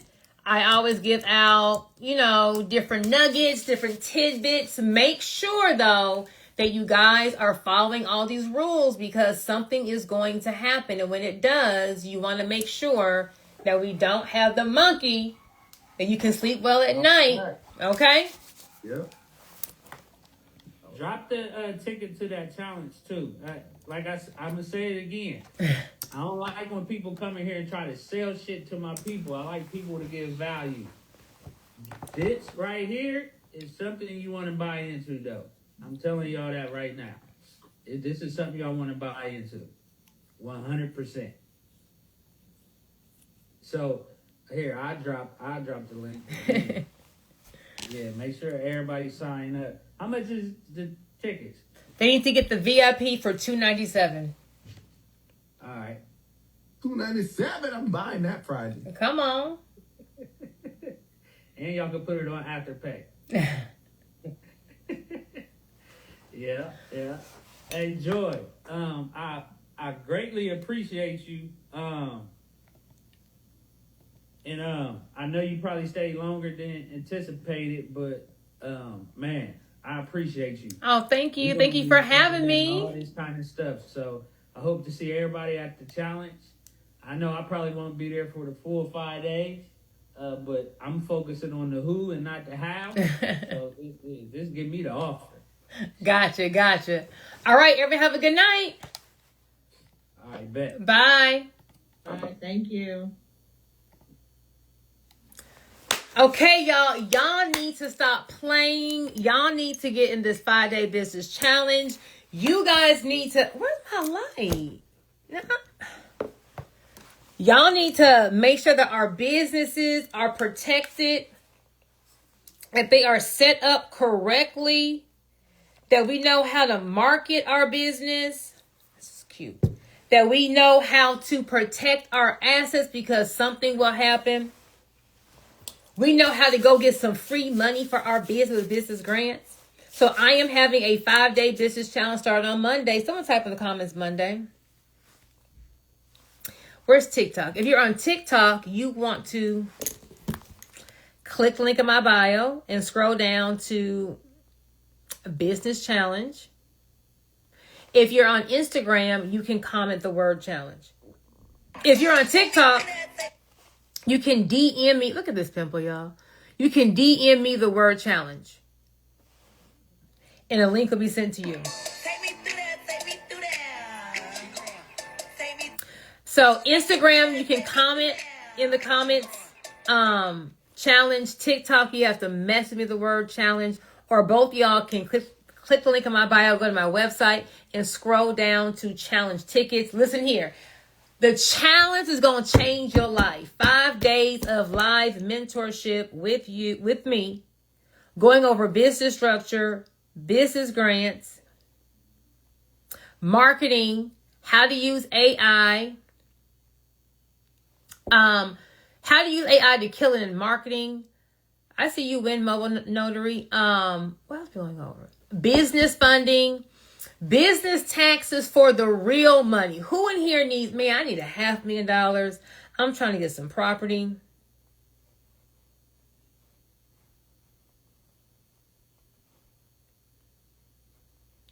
I have a doctor's I just got some big fish coming. Y'all need to go on in, get your ticket, get the VIP ticket. We're doing a Q&A every day. It's 2026. We need to have our business together, our structure together, have consistent sales. We got to get it together. And I'm going to hold y'all hand as we do it. Hey, quick question. Who can sign my foreign LLC from my current state if I don't want to sign it? You, Nina, is your LLC, baby. That's not how that works. You can't just not be linked to an entity. I wish you could, girl. Wish you could. So, it's going to be fun. I'm going to have some homework. The tickets is me. It's going to be $97 or $297. $97 or $297. $97 or $297. We're going to have a morning mindset call in the mornings. Shirley, I need you to message me the word challenge because you're on TikTok. Are you on TikTok? Shirley, I'm on Instagram. Ignore me, Shirley. You right. TikTok over here. Thank you. So, we're going to do business structure. You're going to have the confidence to know how to properly run your business or structure your business. Let's kind of go over some things. You want to go over funding? You want to go over structure? Or what do y'all want to talk about tonight? Or marketing? Who already has a business, but you don't have consistent sales? Anybody? Like y'all make money on one day or 1 month, but the next month is kind of crickets.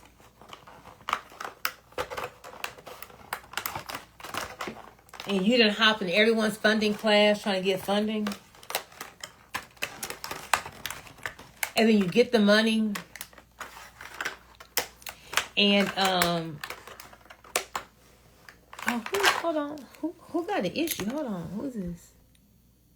Okay, Young 808. Email support@cuatthebankuniversity.com, and they'll get you into the Facebook group. Email support@cuatthebankuniversity.com. Support@cuatthebankuniversity.com, and they make sure that you answer those Facebook questions. If you don't answer the questions, they won't approve. But answer the question, I'll make sure that they get you in. I got you, boo. I got you. So then y'all go into debt, y'all swipe the credit cards, you get the funding, but then you realize, hey, I didn't get all what I asked for. Then you realize, baby, I'm still not making any money. And now, not only are you in debt,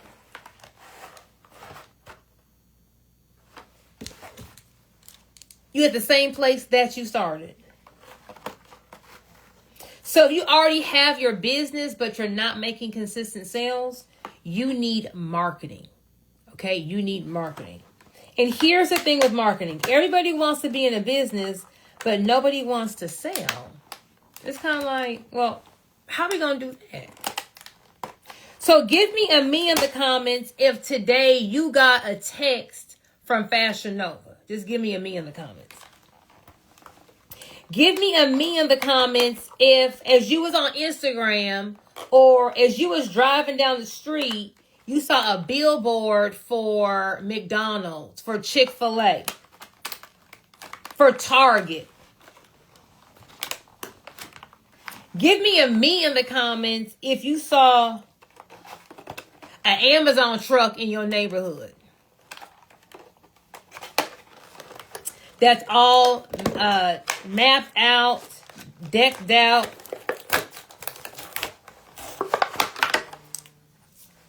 We have to be able to be okay with selling. But here's the thing. Nobody wants to be sold to. Nobody wants to feel like they were sold. Like, I really didn't want that. I really didn't need that. This person just blah, blah, blah, blah, blah. So I want you guys to look at your business in a different way. Y'all ready? Y'all ready? Someone type in the comments what it is that you do. I like to use real life examples. Type in the comments what it is that you do for your business. Oh, come on. This light is serious over here. Come on. Okay, caregiver. Okay, so on TikTok, they have a caregiver. Who we got on Instagram? I had to turn the... On Instagram, who do we have? A financial educator. Okay, so if I am a caregiver, but I don't like to sell, I don't want to just be on Instagram talking about selling it. No. How is someone supposed to know what it is that you do if you don't tell them every single day? So who's my TikToker who has caregiving? It's me. She did a post on Monday talking about how she is a caregiver. And so if you have a loved one who needs, in-home assistance, she has you, right? But Monday, my son was sick and I was at the ER and then at his school. And so I really didn't log on to social media. So I didn't see It's Me over on TikTok post the fact that she's a caregiver. Now on Tuesday, I happened to come on Instagram, and Instagram only shows you like a third of who you follow the information. So Instagram never even showed me It's Me's post on Monday. And now, since my son is sick, they're telling me he needs 24-hour care. I'm so nervous because I don't want to just send him to anybody. Y'all be seeing them daycare workers and home health care people beating people and blah, blah, blah. And so I'm just like, how can I find someone that I can trust? And It's Me is like a nice, sweet caregiver, and her post on Monday that I never saw shows how she plays bingo and Uno with her patients, and she takes them on walks, and she bakes and she cooks every single day, home cooked meals, and she watches movies with them, and she treats her patients like their family. But she only posted her business on Monday. I never saw the post. I wasn't on Instagram when she posted the post, so I know nothing about It's Me. If I was nervous about finding my son a caregiver, and I'm calling all these agencies trying to find somebody, and I'm just getting the runaround, and wouldn't I kind of be relieved if I had saw It's Me's Instagram post? Wouldn't I be like, dang, I want my son to have the same treatment that she's giving all of her people. So look in the comments, would me seeing It's Me's Instagram post, would me hearing about what It's Me does, and she's a caregiver, but she's an exemplary caregiver. She's cooking home cooked meals. She's playing games. Give me a yes or no. Would that benefit me? Now that I'm looking for a caregiver for my loved one, to know that It's Me does it and she does it so well. Or am I going to be annoyed with the fact that It's Me is talking about her business again? Every time I turn on, she's talking about her business. She ain't got nothing to talk about. If I were looking for a caregiver, I would love to see It's Me's post, because It's Me's post is telling me, oh my gosh, she's for me. Anyone who's tired of seeing It's Me's post just means that they're not my target audience. Yes or yes? And if someone's not your target audience, you're not missing any money because they weren't going to buy from you anyway. Yes or yes? I'll give you an example. I do not like seafood. Okay? I could barely do a fried shrimp, a fried fish fillet, but it has to be deep fried, seasoned. Like, I need me a New Orleans po' boy. I could do that. But all that gumbo, all that crawfish, all that baked salmon, all that baked, maybe miss me. I can't do no kind of seafood. If it ain't fried, I can't do it.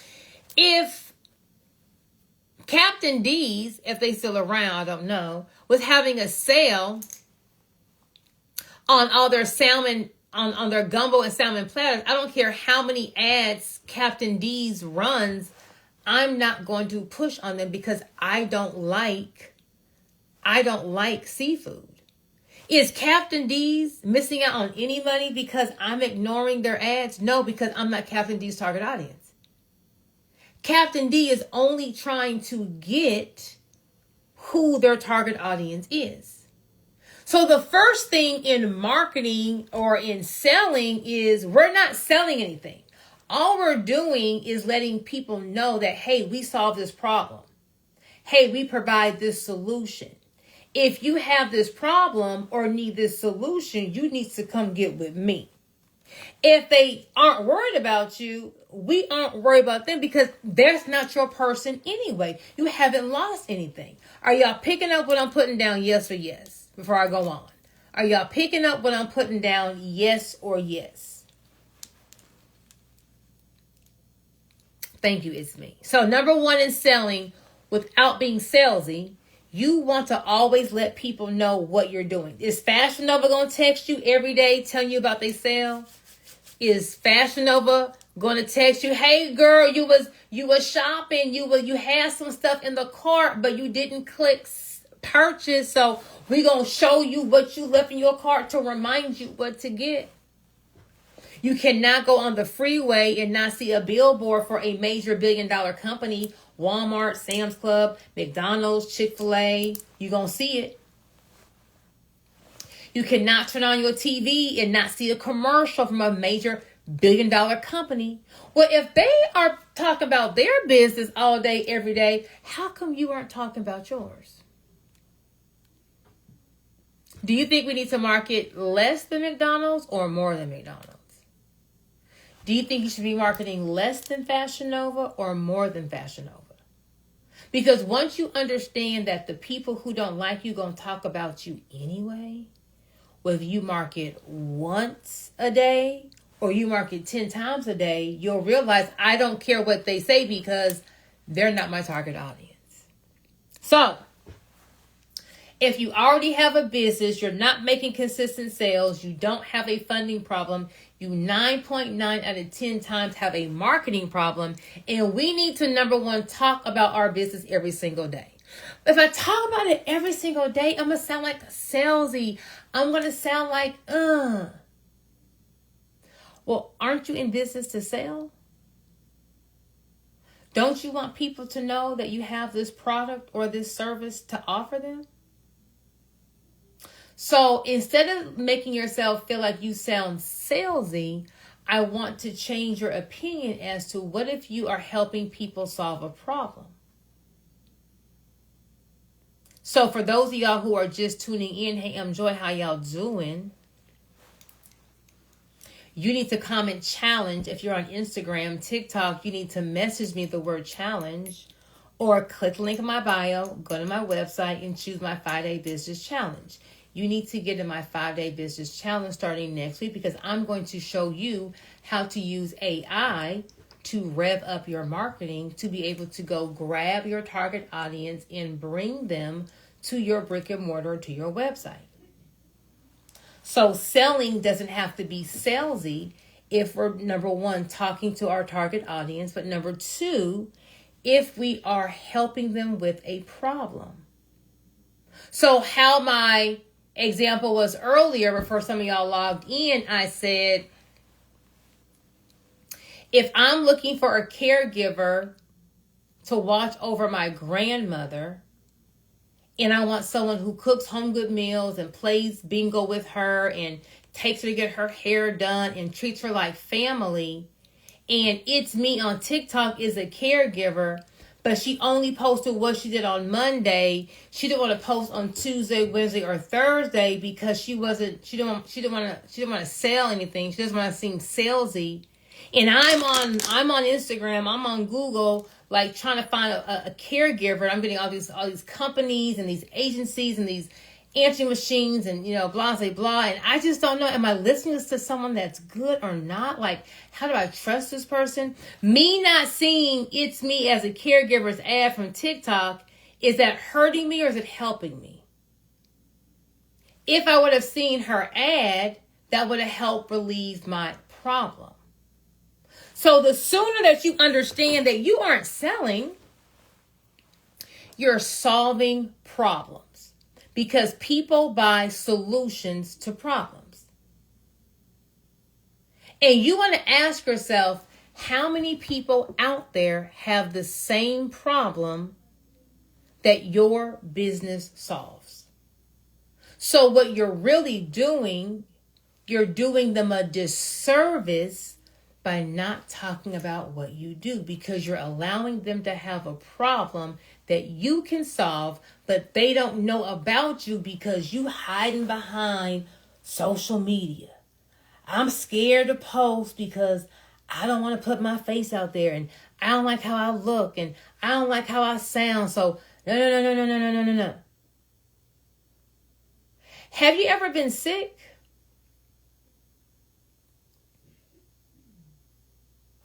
I woke up today sick as a dog. I still don't feel good. This little steroid they gave me is wearing low, but I got stuff to do, so I'm here. I woke up, y'all, sick as a dog. It felt like I was swallowing swords down my throat. My body was aching. And so I went to the ER. I drove myself to the ER this morning. Did I care what kind of furniture was in the ER? Did I care what kind of scrubs that the nurses wore? Did I care what kind of color were the IVs they had, hook me up and blah, blah, blah? I didn't care about none of that. All I wanted was, can you make me feel better? I feel like I got a semi-diesel truck just laying on my body. My head's hurting, my nose is running, my throat is killing me. Give me something. Because I got 2 Zooms tonight. I got 2 more Zooms tomorrow. I got a Mentee Mansion Mastermind in Miami on Friday. Baby, I got a challenge on I ain't got time to be sick, baby. So, this morning, looking like death and destruction, I rolled up in there. They gave me a steroid. I don't have COVID, don't have a flu, don't have strep. I have something that's viral. I went home. I lay down all day. And then at 5 o'clock, I woke up looking like death and destruction, curled this hair, beat this face, and had to go find some energy and get back on because I got stuff to do. You see how I wasn't worried about how the person looked who helped me? I only wanted a solution. They gave me a steroid. Your business, your product, your service helps somebody. But you don't want to help them because you're focused on you. You got that mirror to your face.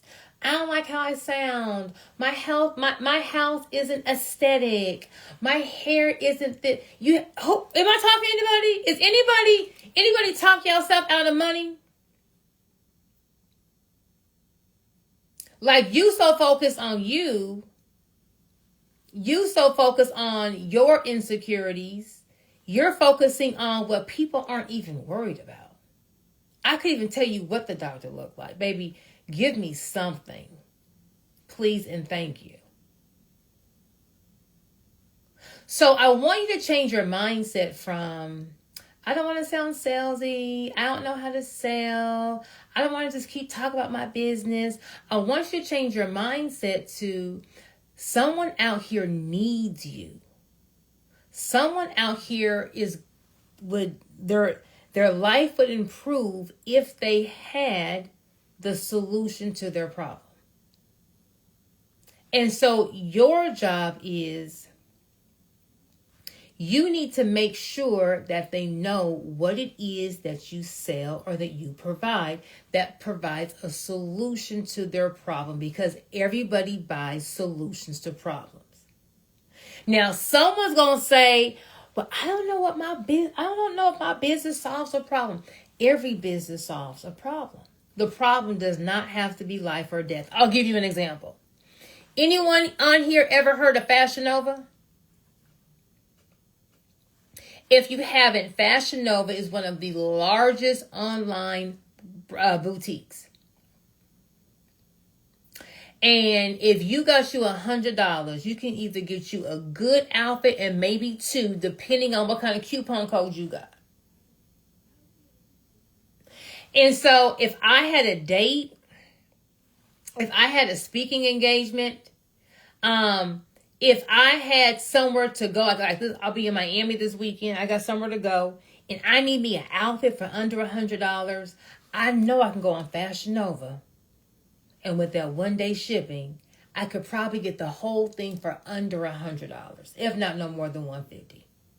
That's the problem that Fashion Nova solves. You see it as they're just selling clothes. They're not selling clothes. They're giving women confidence. They're helping women look good. When you look good, you feel good. When you feel good, you do good. Fashion Nova out here, baby, creating marriages. Fashion Nova out here having girls live their best life because they provide nice clothing that's going to make you feel good. You see how I was able to link a problem to what Fashion Nova does? Every business solves a problem. You bake cakes. All I do is bake cakes. Baby, you don't bake cakes. You are the experience curator. When someone is going to celebrate their son or their daughter's first birthday, 5th birthday, 16th birthday, everyone gathers around what? The cake. The cake is the most important part of the experience.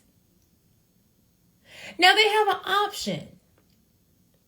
They can go to Walmart. No shade. Walmart does have the best cake, but I'm not hating on no bakers in here. They can go to Walmart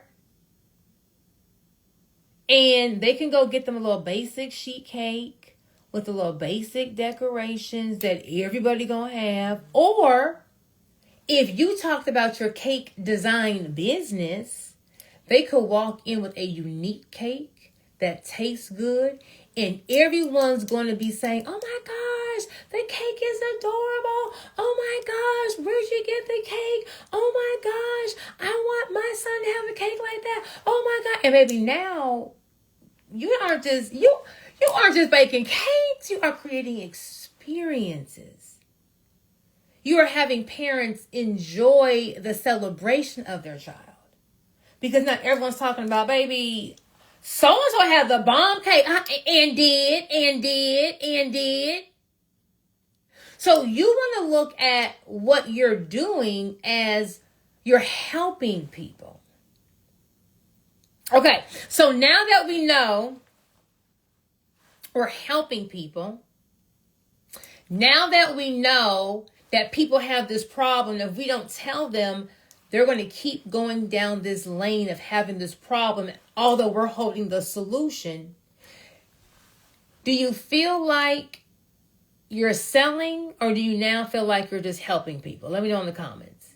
Do you now see how do you still feel like the sleazy used car salesman, or do you now feel like I'm really helping people live a better life. I'm helping people maximize their life. I'm helping people get out of whatever is their funk. I'm helping people with great celebrations. So if you're helping people, shouldn't your goal be to help as many people as possible? If you're helping people, aren't your people excited after they leave your experience, leave your establishment, get your thing in the middle? Aren't they excited? So once you change your mindset to, I'm not the used car salesman, all I'm doing is saying, hey, I solved this problem. And if you have this problem, I'm the one for you. So your job should be every single day, how do I tell people about this problem? I'm having a 5-day business challenge starting on Monday. I am going to literally transform people's lives. God has given me the gift of being able to see something and just grow it into fruition. You give me an idea, I can give you the entire blueprint. It's just my gift. Can't cook, can't interior decorate, can't do much, but make some money. I'm your girl. Thousands of people come to me and they're scared to start their business. They don't want to do it wrong. They started their business, but they don't have consistent sales. They're in business, but they hit a tight spot and they don't know how to get out. And they're going from course to course, class to class. They're having headaches, migraines, facing bankruptcy, lost a business, suffering with self. They're having all these anxiety, all these things around their business. And then here I am. I happen to be a genius at business. I'm a brick and mortar girl. Never saw myself doing no coaching, no courses, because people who coach don't play. I'm the player. I would never sell a course. That was me. I'm transparent. Until in 2021, I realized, baby, I married Satan. Anyone here ever married Satan's little cousin before? Yeah, I married Satan's little cousin. And I was in a toxic marriage. And the toxic marriage turned abusive. And your girl needed to go. So when I left, I just thought we're going to be divorced, co-parents, run the dealership, collision shop, rental company, insurance agency, and keep it moving. But he was like, girl, if you leave, I'm going to kill you. And girl, do y'all know that he shot at me and tried to kill me in front of our son? And that made me have to move and up and leave Houston, Texas, and go to Florida. Well, girl, where you going with this? I'm so glad you asked. When I got to Florida, he took all the money out of our accounts and he locked me out of our businesses. In February of 2022, I left from a home where our monthly mortgage was $10,000 to having to ask my mom for rent. How embarrassing is that?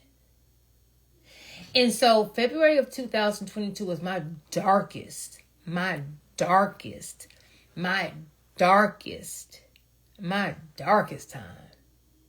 And I said, Jesus, what am I going to do now? What am I going to do now? And by the grace of God, won't he do it? I said, I don't have any money to start a franchise. I don't have any money to get any kind of inventory income. What can I do? The only thing I know is business. So I just picked up my phone and started just talking about the real business tips, not buy my course and be a millionaire and be on the beach in 2 weeks. That ain't real. And I stumbled upon a digital product. I realized that people didn't know about business. I did one little reel on a business grant, FedEx, 50 grand, and it went viral. And I realized, oh, people don't know how to apply for business grants? Oh, well, let me do a digital product on that. And y'all, when I tell you about my God, I'm going to tell you about my God, baby. Where's the white sheets I can go lay out? My God took that one digital product.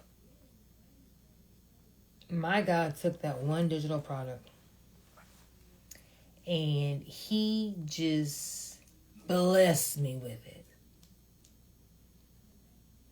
Paid all our bills, attorney's fees, the whole nine, the power of one. One thing, one decision, one person, one opportunity can change the trajectory of your life. The power of one.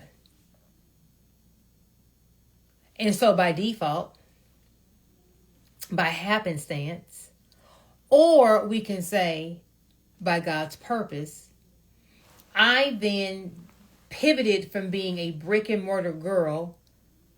I then pivoted from being a business attorney since 2004. I then pivoted from having multiple seven-figure businesses since 2006. And I came onto the online space and I merged the legalities of running a business along with the 20 years of experience in running a business and came up with, hi, I'm Joy, your business bestie. And do you know that people pay me thousands of dollars to fix their problems? People pay me thousands of dollars just to, you tell me your idea and I tell you how to make it work and how to, people pay me thousands of dollars to get help. And I could do it sleep. Like I could, it's not even work. So if you had a problem and I was able to tell you how to fix your problem, wouldn't you be glad that you found me because I'm fixing your problem? So once you understand that marketing is just telling the people about the problem that you solve, your people are going to come running to you. We don't need everyone. We just need your tribe. See, Nike's not worried about Reebok. And Reebok ain't worried about Nike. Because guess what? There's so much money out here that we all can make money. I don't need your people. I'm just going to focus on getting my people. Because see, my people are going to vibe with me. Your people are going to vibe with you. Whatever is your style. You're funny, you're serious, you're sarcastic, you're into makeup and jewelry, you're holistic, you're Coachella. Whatever is your vibe, whatever is your thing, your people are going to vibe with you. Do I have any Beehive members on the live tonight? I am Beyonce's #1 fan. If you come up in here acting like you are, it's on sight when I see you. I don't care if Beyonce's about to go sell some trash bags. Baby, I'm first in line. Beyonce can go sell air. I'm about to leave my house, pass up all the air, and give me the clear box of Beyonce's air. Because I gotta have, I am the Beehive. I don't care who wants to call Beyonce, what's it called? The Illuminati. I don't want to hear about Beyonce. I don't care what she do. I'm rocking with Beyonce. miss me with all that. Your tribe is going to rock with you. Your tribe's going to rock with you when your house is dirty and you're filming. Your tribe's going to rock with you if you don't have a full beat on. Your tribe's going to rock with you if your hair isn't all together. Your tribe's going to vibe with you. Period. You're only focused on getting the people that is your tribe. Everyone else is not for you. So now that we know in marketing, without being salesy, all we have to do is, number one, let everyone know what problem it is that we solve to help them. Number two, we understand that our people like us. And so if someone has an issue with us promoting our business, that's not our person. We aren't worried about them. Now that we know that our tribe rocks with us, if your nail is broke, if you don't have it all together, if your voice sounds weird, they're still going to rock with you, because guess what? They rock with you and they're rocking with you for you to solve their problem. When I went to the doctor today, I needed someone to give me a steroid. I feel horrible. My throat hurts. I have body aches. I got 2 Zooms tonight. I got 2 Zooms tomorrow. I got a Miami Mastermind weekend in the week. I got stuff to. I got a challenge on Monday. I can't be sick. Give me something that's going to make me feel better. I didn't care the religion of the person. I didn't care who they voted for. I didn't care what their race was. All I wanted you was, can you get this semi-diesel truck off my body and get the knives out of my throat? Let me be able to just stand up out the bed, put some makeup on, and knock out these Zooms. That's all I wanted. All your people want is the solution to their problem. Your job is to show up every day and talk about the problems that you solve. That is the only way to have consistent sales. Well, how do you know? Well, what are all the billion-dollar companies doing?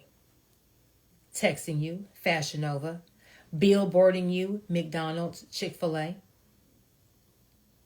They're going to be seen everywhere. So should you. Well, I'm showing up on I'm doing all that and I'm still not getting sales.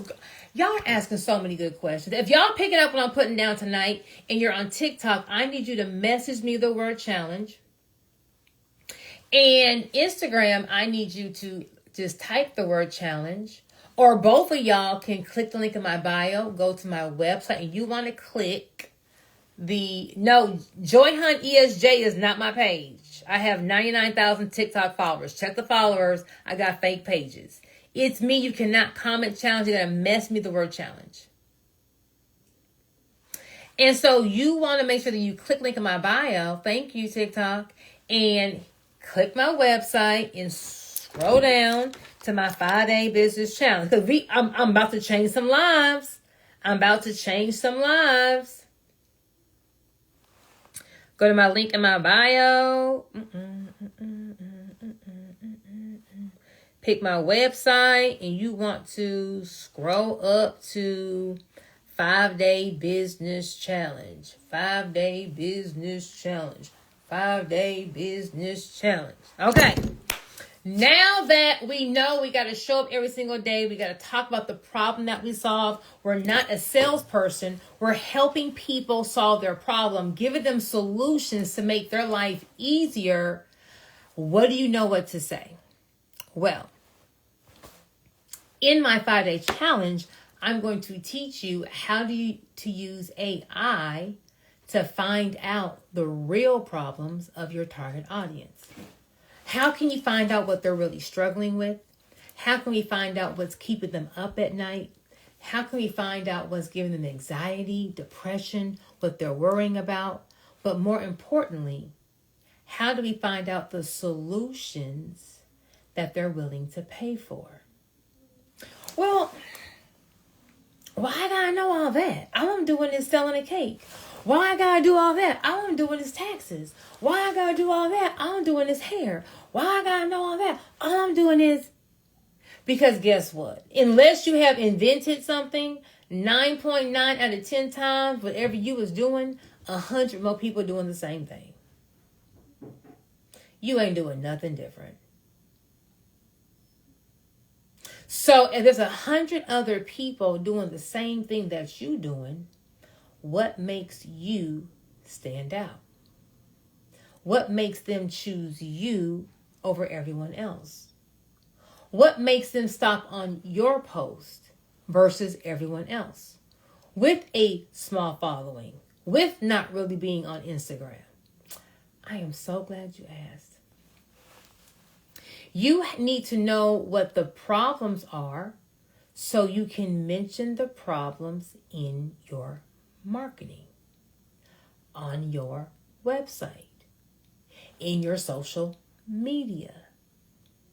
You want to know what solutions they would pay for so you can either word your services like that or now start to offer those services.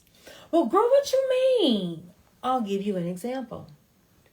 Have you ever gone to church before? And on this Sunday, the pastor is talking directly to you. You looking around like, I was just on my telephone talking to my mom about boom, boom, boom, boom, boom. And I get to church and the pastor is talking about boom, boom, boom, boom, boom. Like, how did he know I was dealing with this? How did he know? And so as you are tuned into the pastor, laser focused, because he's talking directly to you, what are you doing while you're watching the pastor? You're paying attention. You're taking notes. You're ignoring any kind of phone calls. If your kids is tapping on you, you go get somebody else to do it, right? Because the pastor is talking directly to you. Like the pastor, your marketing has to talk directly to your target audience. They're going to be scrolling, and then you say something, there's a word, and they stop. And every pain point that they have, you happen to mention it in your marketing. And that makes them want to now not just stop on your page, but go pick up their purse, get their wallet, pull the credit card out, and now buy. Or see your billboard, see the trigger word, see your ad, and now drive to your location. I'll give you an example. We're going to say, for this example, my name is Keisha, okay? And Keisha is looking to lose some weight. I am. But not only does Keisha want to lose some weight, Keisha wants to get some muscle. She's more important. She really wants to gain some muscle, like to have like definition. Keisha does not want a strict meal plan. She is not about to be cooking meals all day, every day. She wants some flexibility. She wants to be able to eat like a healthy fast food, something. And Keisha doesn't want to sweat because Keisha got short hair. Are we all good on Keisha? I'm going to give you 2 ads. You tell me which ad, if you were Keisha, would make you go and get your credit card and swipe it on this person's page. Here's ad 1. Are y'all ready?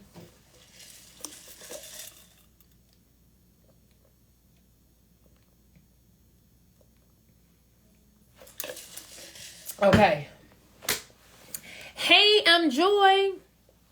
And baby, I'm the best trainer in town. My summer sizzle snatched system is going to get you beach ready. If you are trying to have your best body this summer, click the link below. That's ad number 1. Ad number 2. Hey, I'm Joy, and y'all, my summer sizzle snatch program is not only guaranteed to get you results, it's guaranteed to change your life. Listen, we're not just losing weight over here, we're gaining muscle tone. You're going to get Angela Bassett arms. You're going to get Beyonce thighs. And listen here, there is going to be no boring food. I'm giving you a real list of food that you can eat not only at home, I'm also giving you a eating out to go meal plan. So if you have to go buy Chick-fil-A, Taco Bell, I give you what foods you can eat and still stay in the system and get results. But more importantly, we're going to do a lot of low intensity workouts. So it's not going to be a whole bunch of sweating. It's going to be a lot of weightlifting. But if you're ready to change your life and get in shape, you want to click the link below. Which ad is selling Keisha? Ad number 1 or ad number 2? Ad number 1 or ad number 2? Hey Donald, how you doing? Ad number 2. Thank you, Migana. Ad number 2 is gonna sell because ad number 2 is saying all the pain points. So who wants to learn AI to learn how to figure out what all the pain points are of your target audience? What's keeping them up at night? Or who wants to use AI to find out what solutions your target audience would want and pay for? That way, in your marketing, on your social media, on your website, you're saying the words that they're looking for. So when it's you and 10 other people in your city doing the same thing, you stand out not because you have the biggest warehouse. You stand out not because you have the biggest brick and mortar business. You stand out not because you have the most followers. You stand out because your people feel like she gets me because she's talking directly to me. He understands me. He's talking directly to me. If you don't know how to talk to your target audience, they're going to keep scrolling. Now, was ad 1 bad? Ad 1 wasn't bad. Ad 1 says some really good things. A lot of your guys' social media stuff says some really good things. A lot of y'all's websites say some really good things. The issue is, it's not saying the right things. It's not saying the things that's going to convince someone to go into their purse or wallet, grab that credit card, and go buy from a stranger. But once you understand how to do that, you will now be printing money. Someone type printing money in the comments. Somebody type printing money in the comments. And that is what I'm going to be teaching on my 5-day business challenge, my 5 days of live mentorship starting next week, Monday. TikTok, you want to message me the word challenge. Instagram, you can just type challenge in the comments. Y'all can both click the link in my bio, go to my website, scroll down to 5-day business challenge, and you want to lock in and get in. If you like, girl, it's good, but I don't know you. I can't pay you. I don't even know you for real. Well, guess what? I'm having a free class on tomorrow night, 9 p.m. Eastern time. TikTok, you can mess me the word bank. Instagram, you can write right here, bank, or y'all can both go click the link in my bio and click on the free See of the Bank Masterclass. I'm going over business structure. How do you structure your business for asset protection? How do we use different tools, insurance, holding companies, parent companies, operating companies, trusts to put layers to protect us? How do you legally form and run your business? Like you formed your LLC, now what do you do? Or who's scared to actually form it? Like, am I doing it right? Am I doing it wrong? What are the steps? I got you. Who is tired of using their own money? Like every time the business needs something, you got to go pull your credit card out. You got to go pull your wallet. It's like, get somebody else to do it. Get somebody else to do it. Who's interested in figuring out how can I get some free money for my business? How can I get some free money for my business? I'm going over business grants.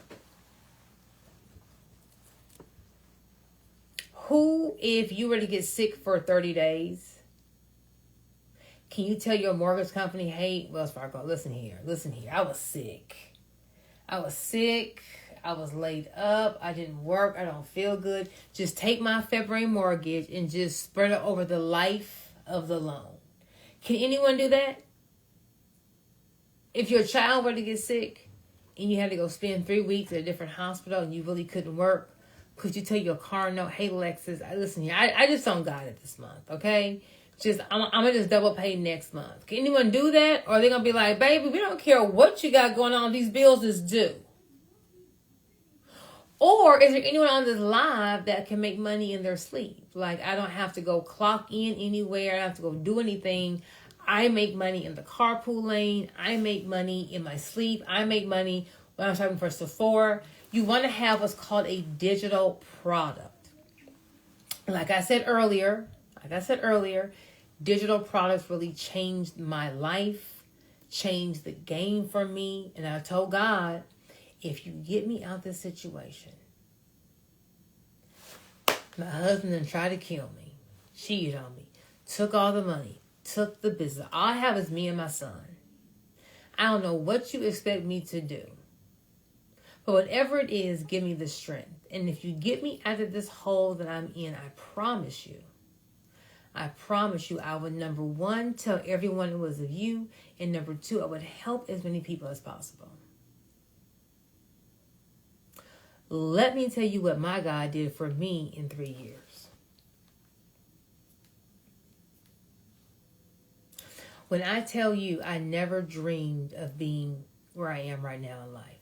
Never. I was trying so hard just to get back to, if I could get back to just half of where I was. I wasn't even trying to exceed where I was. I was just trying to get back to half of what I was. I'll be good. And as I was in my storm, in my dark time, having to start over, her husband took all the money out the accounts, locked me out my businesses, said, bitch, bye.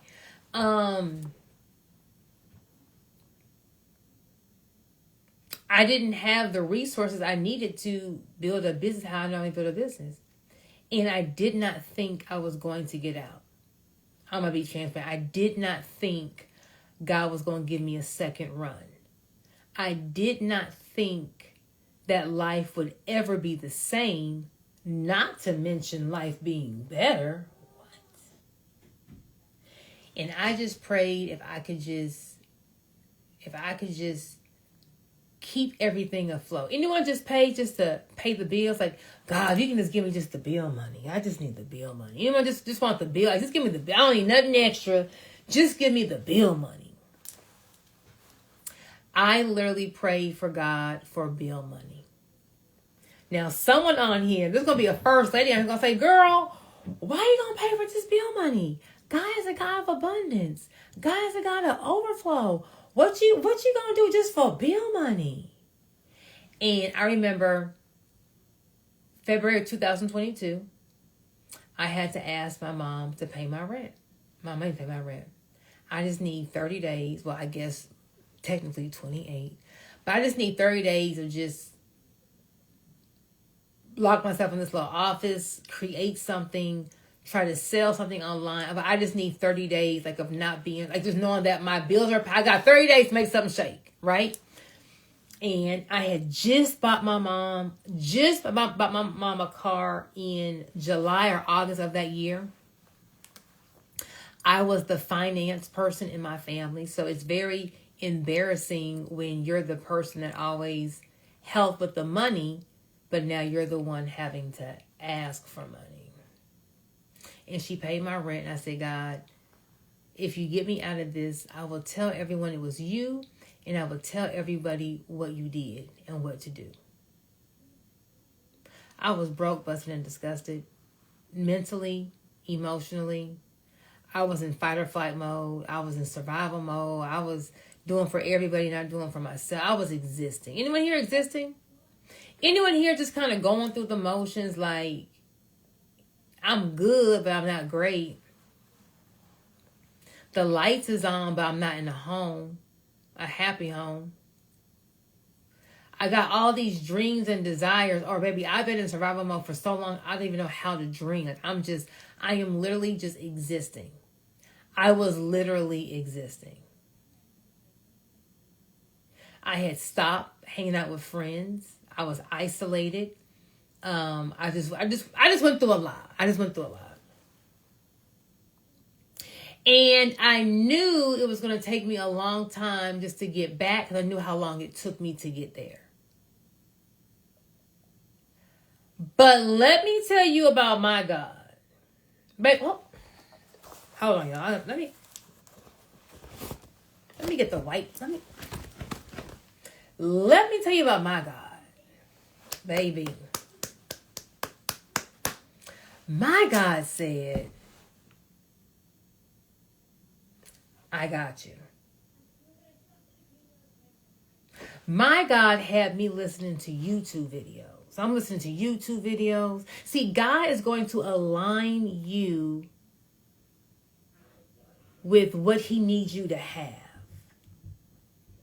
He's not going to just hand it to you. He's not going to knock on your door. Here, girl. He's going to align you with the people, the places, the things that you need to get whatever you need to get to that next level. It's 10:55. You're on this live for a reason. You probably don't even know. Like, girl, why you got this on your head? What's she talking about? God had you click on this live for a reason. I probably have something that you need. I'm probably teaching on something that can help you structure, fund, or market this to the bank. You probably have a problem and you're needing help with, and he's saying, here is the person that can help you. And so for me not to lose my mind in my dark stage, because I know the devil attacks you here, because once he gets your mind, he can then convince you to stop going after the blessing that God has for you. He can't take the blessing, but he can convince you to stop walking. He can convince you to take a break. He can convince you to say, never mind. He can convince you to stop walking towards your biggest breakthrough. Because when life gets to lifing, most people stop. And so I said, God, I'm going to listen to YouTube videos all day. I listen to Keon Henderson, mostly Keon Henderson. I listen to Dio Dupree, and I listen to, of course, TD. And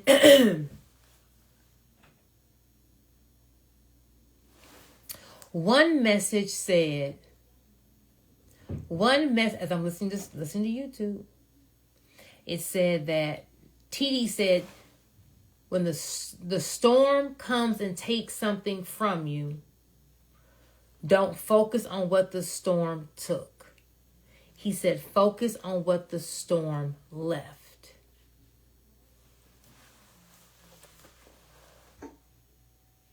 That was good. See, I'm focusing on, they done took the business. They living off my money. I gotta now go start something else. And I'm focusing on what the storm took.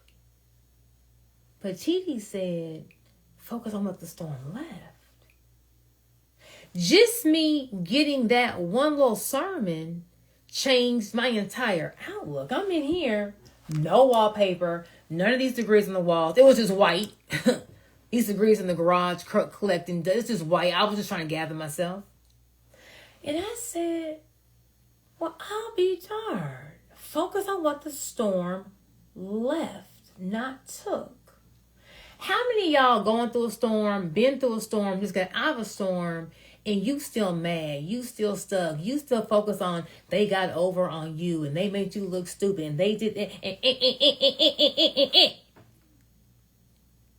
all your energy is going to something you have no control over. All that energy is going to just negative things. So when I then readjusted myself and said, okay, well, baby, what did the storm leave? Because in my mind, the storm took everything. So what do you still have? I had my health. When he shot at me, the bullet didn't hit me. It hit somebody else, didn't hit me. I had my greatest possession, my son. I had a place to stay. I had supportive family. And I had my mind. And I said, if I did it before, I can do it again. I got to just do it differently because I'm a brick and mortar girl. Bad. So now what can I sell online? You see how now just one sermon took me from, I'm about to go get on a plane and go blow some shit up. That's where I was. Now I talk about God, but baby, we can go country club and we can knuck and buck. We can choose where you. I was so focused on, if you going to take something from me, I'm going to make sure nobody got nothing. To just hearing one sermon changed my entire, what the story did, Lisa. I got something I can work with. All right, bet. Let me work with what I got to work with.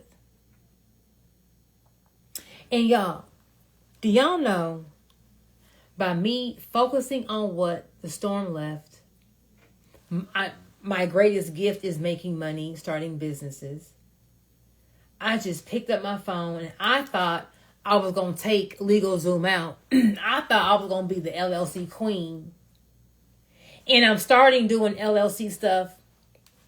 I do one video in February about a FedEx grant for $50,000, just telling my audience of maybe 9,000 people who all know me from Houston, who probably weren't going to buy from me because they all knew from Houston, and your family, your friends don't really support you.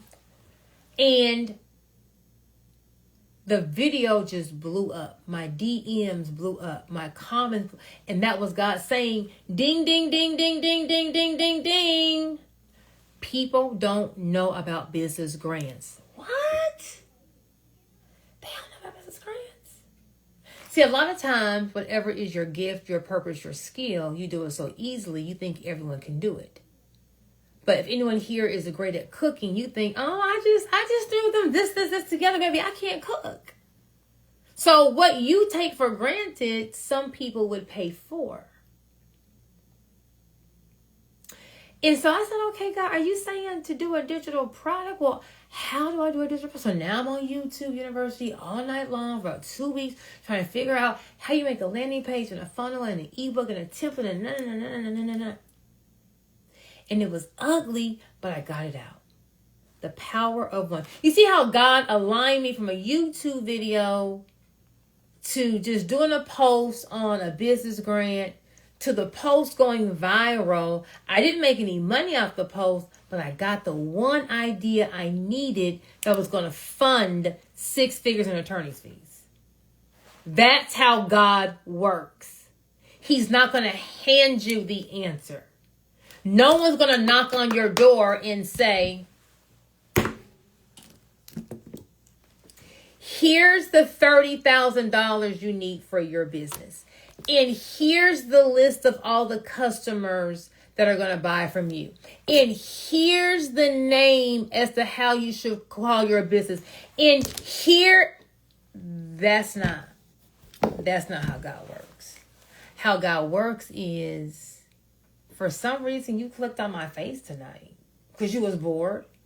And I have to be talking about my story, which may resonate with you. And then you find out that I'm having a 5-day business challenge, and she's a business attorney and a serial entrepreneur, and she helps people structure, fund, and market their business. If I'm struggling with my business, if I'm struggling with trying to start my business, did God just align me with her? That's how God works. And so when you are in tune, when you have your own relationship with God, you already know how he moves. And so you're looking for the signs. So when I hear the YouTube video that says, don't focus on what the storm took, focus on what it left, that changed my mindset to, okay, whatever I have left is what I need to get to that next level, which had me just do a random video on a business grant, which took off, which said, bam, I need to go make a digital product off this. not knowing how to do a digital product, never being online, only having 9,000 followers all from my town, not knowing anything. I was aligning myself because God was positioning me. How was God positioning you? Who is God connecting you with? What ideas is he having? Is he just inadvertently placing in your mind? But see, if we allow the devil to hop into our mind, when God aligns us with that one thing, now we're going to second guess it. What the storm left? Why would I worry about what the storm left? I don't worry about what the storm took. Now you can't even take the message that God was trying to give you, because now you want to overanalyze everything.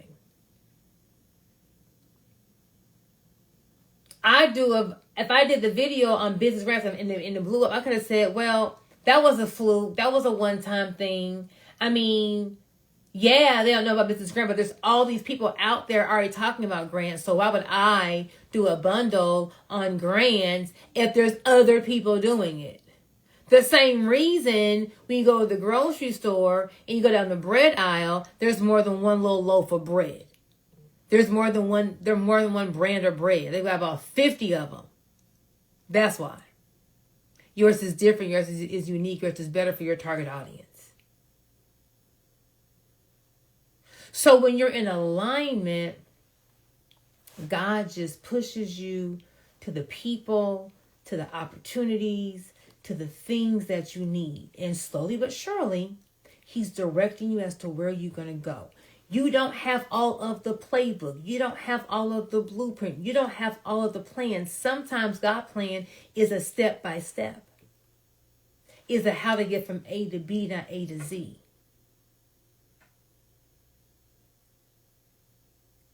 So if you're struggling with wanting to know how to structure your business, how to protect your assets, how to get funding, how to market your business, how to get free money via business grants, how to make money in your sleep with a digital product, you want a comment challenge on Instagram, TikTok, you want to message me challenge, or both of y'all can click the link in my bio for a website and join my 5-day business challenge. If you're going to say, girl, you good, but girl, I just don't know you. I can't pull my credit card out. Bet. I'm having a free class tomorrow night, 9 p.m. Instagram, you can message me the word bank. TikTok, Instagram, you can type in the word bank. TikTok, you can message me the word bank. Both of y'all can click the link in my bio for my free See at the Bank Masterclass. And tomorrow night, 9 p.m. Eastern Time, I'm doing a free class on how to structure, fund, and market your business to the bank. Let me tell you about the power of one. That one digital product. Me just being in alignment with God. A $199 digital product took me from broken, busted, and disgusted to living my best life. That's the power of one. One decision you make, one person, one opportunity, one thing can change the trajectory of not just your life, but your entire legacy. It's the power of one.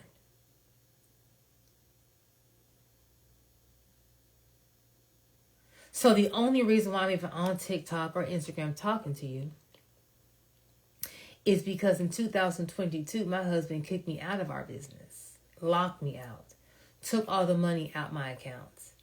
And the only thing I had that was a skill set was how to make money. And so I just started solving the problem of what people struggle with in business, because being in business for over 20 years, I've seen everything. Being a lawyer for over 22 years, I've seen it all. So everyone on here who has a business, I want you to think of your business as you're helping someone solve a problem. It's your job to make sure that every single day people know exactly what you do. Every single day people are able to see your work. Every single day you're bringing awareness to the problem that your business solves. Because the person, your tribe, who your business was designed for is out there searching for you. Now, in that, you're going to get some hate. You're going to get some, no. We're not worried about them. My son loves McDonald's. There's going to be someone on here who eats healthy and clean, who can give so many YouTube links and studies on how the French fries aren't real at McDonald's, and it's not even real chicken meat, it's dog meat, and they gonna give you a list of every baby. It don't matter if they serving aliens. My son's gonna want to be at McDonald's. It don't matter who goes against you. Your people gonna rock with you. God is going to send you your people, so you don't have to try to create anything and try to be like anybody else. You are you, and that is your superpower. Because can't nobody do it like you. If you try to be like me, I'm going to be me better than you can be me. If I try to be you, you can be you better than I can be you. So there's no need to try to be like somebody else. There's no need to be looking at what they got. All you want to do is you want to just run your race. You just run your lane. Anyone here ever watch Track Stars? And they'll say when you're racing someone, you want to always be focused ahead. The second you turn to the left, you slow down your momentum, looking at what they doing. Versus just run your race. It don't matter what they doing.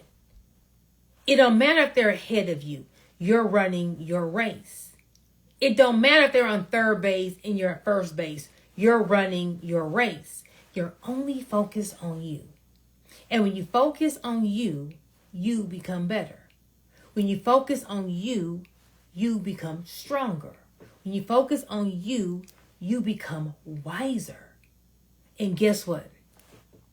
As you're running your race, you're not worried about the person being on third base. You just doing you. You aren't looking to the left. You aren't looking to the right. You aren't changing your offer. You aren't changing your pricing. You're just running your race. And it just so happens the person that was on third base got a hamstring.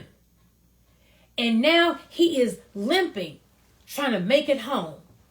But because you're running your race, you're not worried about him. You're going as fast as you're running your race. You're going fast. And pretty soon you're going to look up and you're about to pass.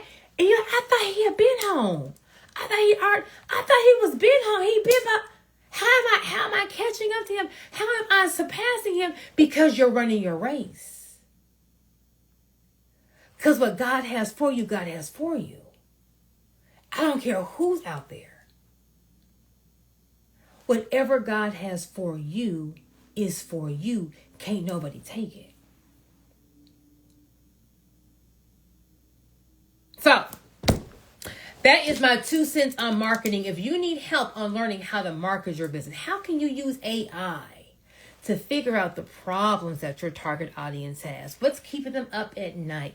What are they losing sleep over? You want to comment challenge if you want the paid version, or bank if the free on Instagram. TikTok, you want to message with the word challenge to join my 5-day Change Your Life Challenge, or comment bank to come to my free class on tomorrow.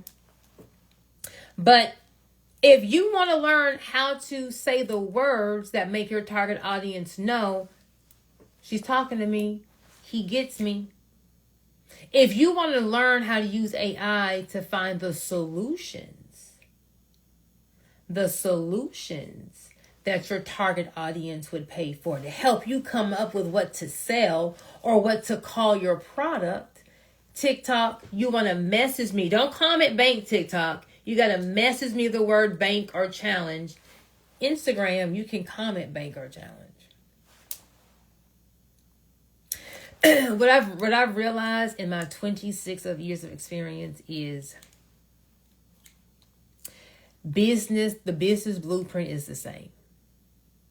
The structure, the funding, the marketing, it's all the same. All we're changing is the product or the service that we're selling. Now, I used to use Puffy as an example, but we're going to use somebody else. Do we have any Rihanna fans? Riri, I mean, she is no Beyonce, but she was killing it in the music industry. Gotta give it to her.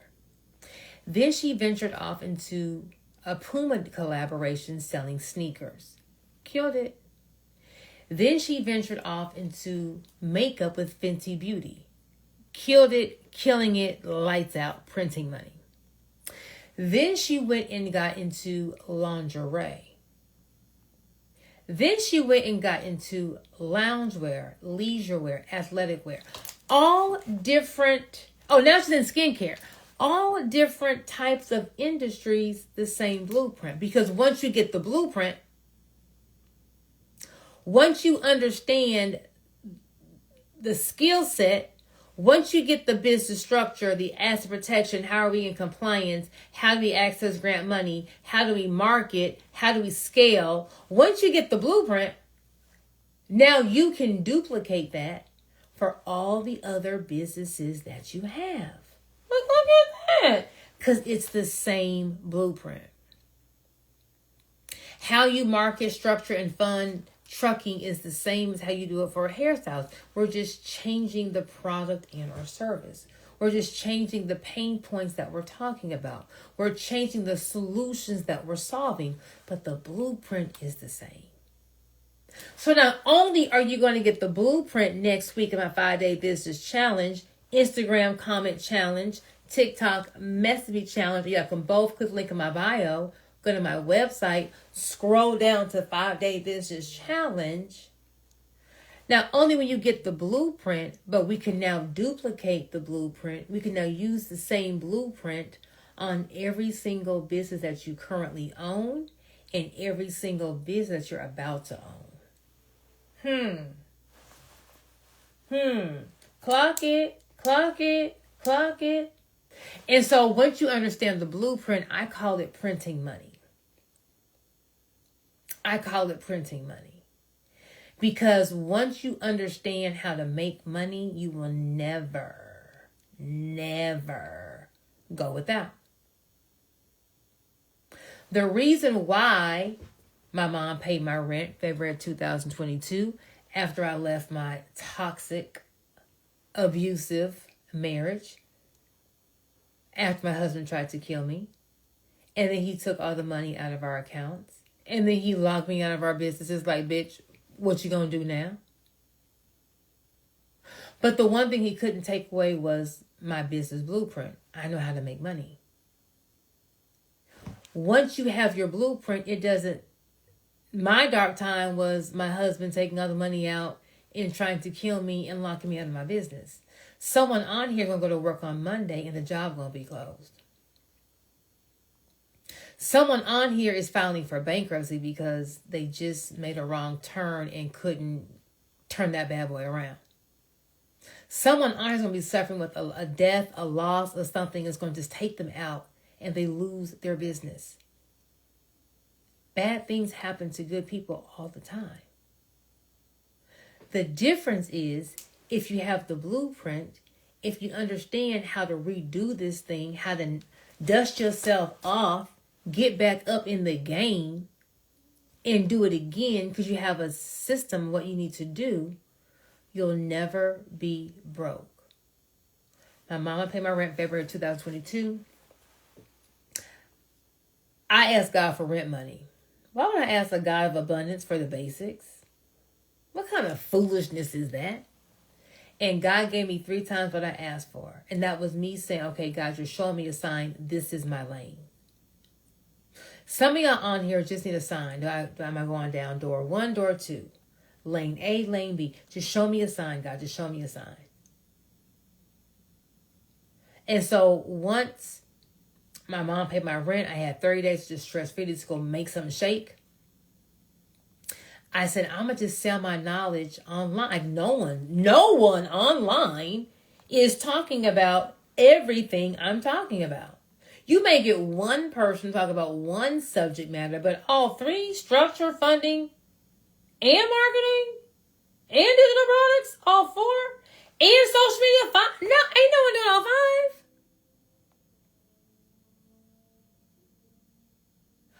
Who can start out with 9,000 Instagram followers in February 2022, and now you have almost 640,000 followers in less than 3 years? Who doing that? But guess what? I never would have turned my phone on. I never would have come to Instagram. I never would have been living in my purpose.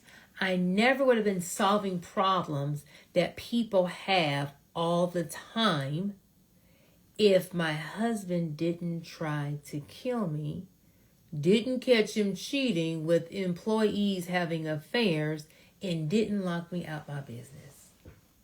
I wouldn't be sitting here right now talking to you after having the best 2025 ever. Hold on. Won't he do it? The blood of the Lamb. Yes, he will. Walking in peace, walking in joy, walking in abundance. But more importantly, helping thousands of people every single month do the same thing. I wouldn't be doing any of these things if my husband hadn't tried to kill me, lock me out of our business, take all the money out of our accounts. Why do you keep saying that? Some of y'all going through a storm. And some of y'all letting the storm count you out. Some of y'all letting the storm mess with your confidence. Some of y'all letting the storm make you feel like I ain't got it in me no more. Some of y'all are believing the lies that the storm is showing you. So anyone who's going through a tough time, I want to challenge you with this.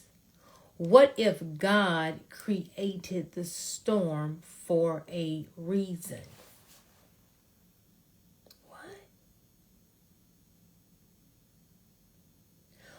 What if God, not Satan, what if God had the job fire you for a reason?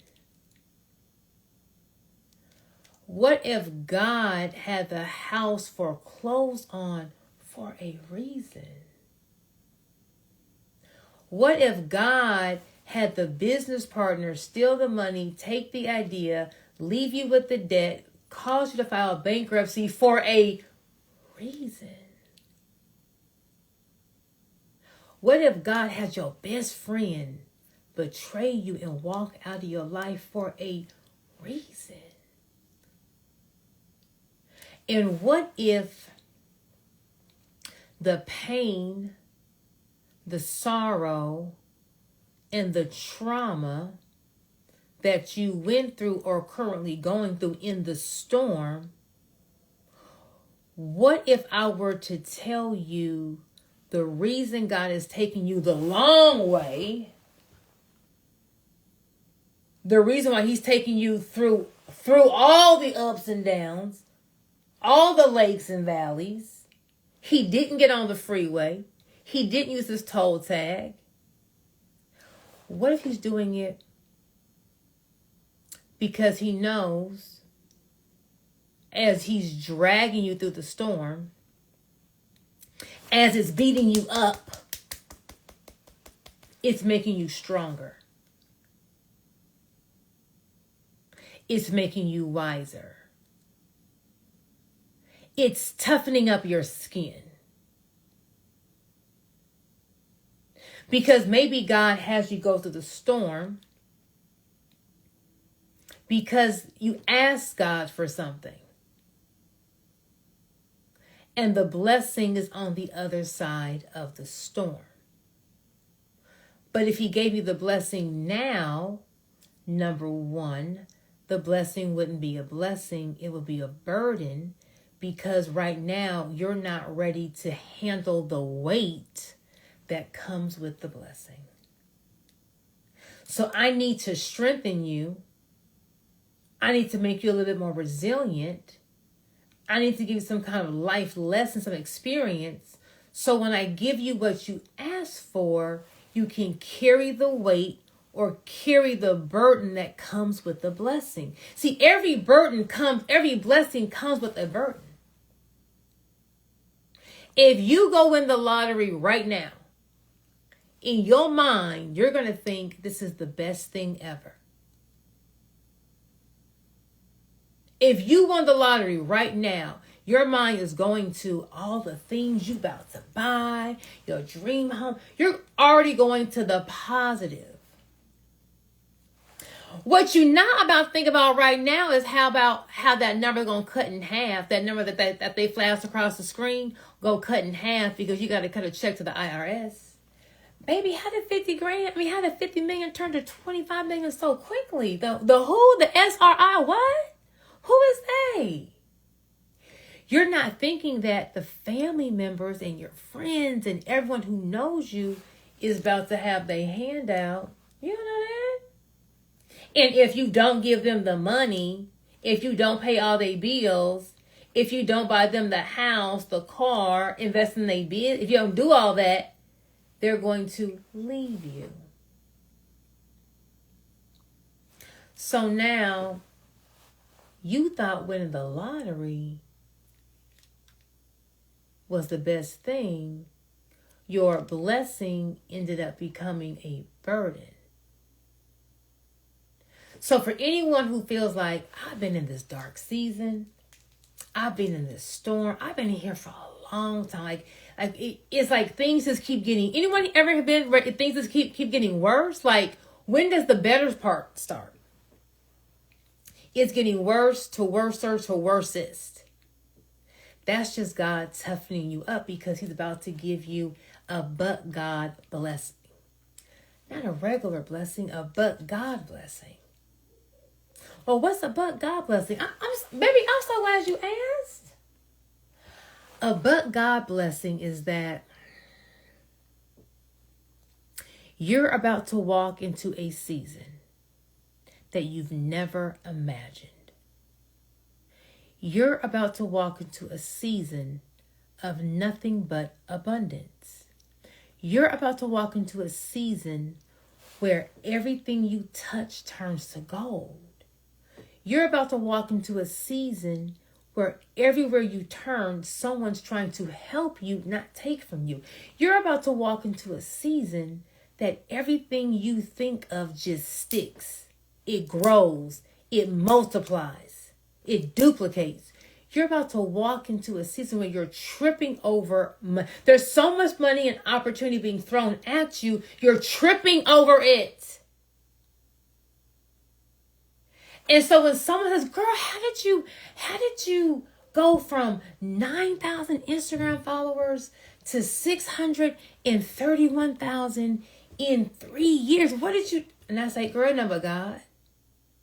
And they gonna say, she hating. She don't want to tell me what she did. And I'm gonna say, I can tell you what to do to kill it on social media. But to go from 9,000 followers to 630 in, 4 years? 2022? Where we fit? In almost 4 years, that's not my God. How did you have your mama pay your rent in 3 years? You making more money than when you were when you was married. How you? And I'm like, baby, number God. Man, they gonna call you a hater.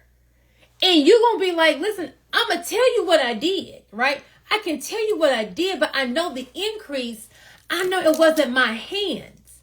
Like, I'm good. I'm gonna structure your business. Your ass is gonna be protected. You're gonna understand how to run your business. We're gonna market the wheels off this bad boy. I'm gonna get you to the bank. I'm gonna get you there, right?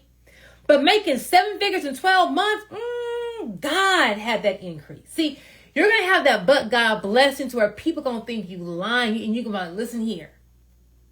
I'm just telling you what I know.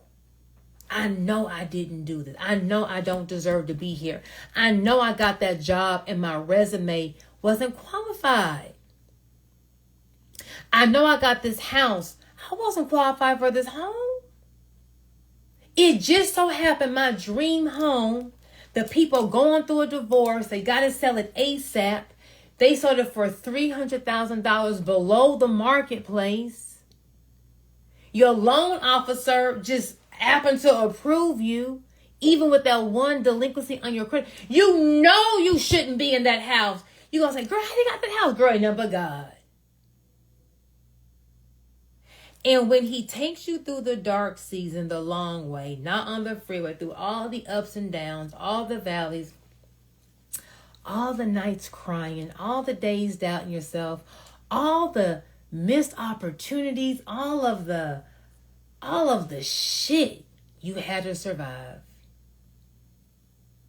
When you get to the other side, when he gives you a but God blessing, you're going to say it was worth it. Everything I went through was worth it. I will do it again just to be where I am right now. When I pray every single night, I thank God. I thank Lord, thank you for having me marry the wrong man. Thank you for having him be so mean and cruel in this divorce. Thank you.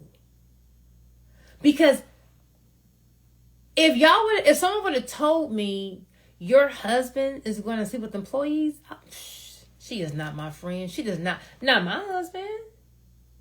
Baby, not the man that I met when he didn't have nothing but 2 failing businesses. Not the man that I met when he had to go turn in cars at CarMax because he couldn't afford them. Not my husband. See, you don't understand my husband. See, I would have never believed them. If somebody would have said your in-laws, who you call your other mom and dad, who you moved into your house to live with you, who you you remodeled a whole guest home on top of your garage for them, who you done bought them Range Rovers, who you done took care of them for 10, 11 years, that they would still help them not my in-law. I don't even have in-laws. I have other parents. See, sometimes God takes you through the storm and the desert because he needs everyone that's attached to you to fall off. If you don't remove the people from your life, he will have them remove themselves. So because my toxic mindset on love and marriage was I'm ride or die, I'm riding till the wheels fall off. Why? I should be with someone who's going to make sure the wheels stay on. Well, although you cheated on me and you lied on me, I'm still going to come together for a family environment. We're still going to have this happy family. Why? If a person disrespects you, you just need to remove yourself. But I can't break up my family. And God said, let me give you exactly what you need to do what I need you to do. You're going through your storm right now. You're on your wit's end. You feel like God is breaking you because he is. But he's breaking you for your blessing. He's been told you to leave a situation, a job, a friend circle. He's been showed you the signs, but you haven't left. He can't give you the but God blessing until people are removed from your life, because the but God blessing is so big, it's so abundant. If someone just touches the hem of your garment, they're going to be in your overflow. He doesn't want them to get the overflow because he's heard conversations that you haven't heard. And so he makes the thing leave you. Oh, you won't leave? Bet. I'm going to send you to the gym to go work out. as you and your husband are working out, you're going to see him read a text message in front of you and swipe to the left to delete it. You're going to see it with your own eyes. Why would you delete a text message? When you ask him why did he delete the text message, you saw it with your own eyes. So no matter how good he is, no matter how good that mouthpiece is, when he says, you tripping, you just... No, nigga, I'm not tripping. I saw you delete the text message. Like, I saw this one. You good, but nigga, I saw this one. So when he puts the phone down, we go back to doing our boxing routine, the Holy Spirit says, go pick up this phone. And you go pick up the phone. And God said, thank you. Here's the video of your husband who told you he was on a boys trip in Vegas while you're at the dealership slaving, working, taking care of the kids, doing what you always do, never having time for yourself, never getting your never doing nothing for you. But he has time to go on a boys trip. Except ain't no boys. It's going to be an employee. And they're going to be having sex. And I'm going to have you watch the video that she's holding the camera up so you see her face. No matter what he tries to pull out his rabbit hat because he can sell ice to an Eskimo, I'm going to have you see what you need to see to be able to have the strength to go pack up your stuff and to leave. And baby, that's all I needed. See, some of y'all, God's been telling you to start your business. But you got these bills and you got this and you got that and you going to wait till next year and boom, boom, boom. And God says, bet. You won't leave? Bet. I'm going to have the business file for bankruptcy. You got to work on money. Hey, guys, guess what? We're closing. Today's your last day. Go. Here's your check. Like how Party City just closed down. And you at home crying, I lost my job. And God said, you didn't lose your job, fool. I took it from you. Because your season of your job is over. I've been told you start the business. Now go run. Or he said, them people been not paying you what you worth. You working on the weekends. You working 60 hours a week. And they always passing you up for a promotion. They're always paying other people more. But they want you to do more stuff. I had them let you go so I can redirect you to go to a different business, a different job that's going to respect you, give you more pay, more benefits, and half remote. But in the middle of it, in the storm, you don't see what God's doing. And Satan wants to capulate this and make you feel like you're losing. You're not losing. God's just closing that season to give you another season. Because God never gives an even exchange. Whatever he takes, he's going to give you double for your trouble. So as long as you stay locked in, as long as you trust the process, as long as you know, as Denzel says, I'm leaving here with something, I'm leaving here with something. I'm leaving here with a breakthrough. I'm leaving here with a transformation. I'm leaving here with a renewed mind. I'm leaving here light as a feather. I'm leaving here with a new friend circle. I'm leaving here solo dolo, getting some dead weight. I'm leaving here with something. And when you go through your storm and God toughens you up, for me, being drugged through the storm had me figure out what boundaries were. Like, oh, you just can't always be the bigger person? I didn't know. I didn't know that you're supposed to, that you shouldn't always just forgive people and keep giving them chances. I'm always gonna be the bigger person. I'm always going, okay, I ain't tripping, I'm cool.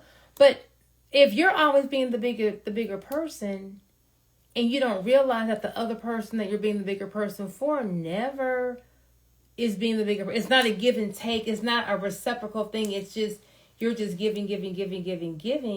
You word it as, I'm a giving person. I'm just not confrontational. No, you're a doormat. No, you don't respect yourself. No, you allow people to walk over you. No, you don't have any limits. You don't have any boundaries. Boundaries?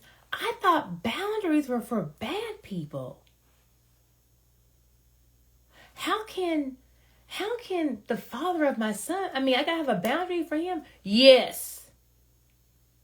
So let me show you, Joy, how you're going to get a boundary. Because even though he cheated on me, he's still my son's father. I can't just lock him out of my life. Have to communicate because of the kid, right? Bet. All right. You still won't let this nigga got you. I'm going to have you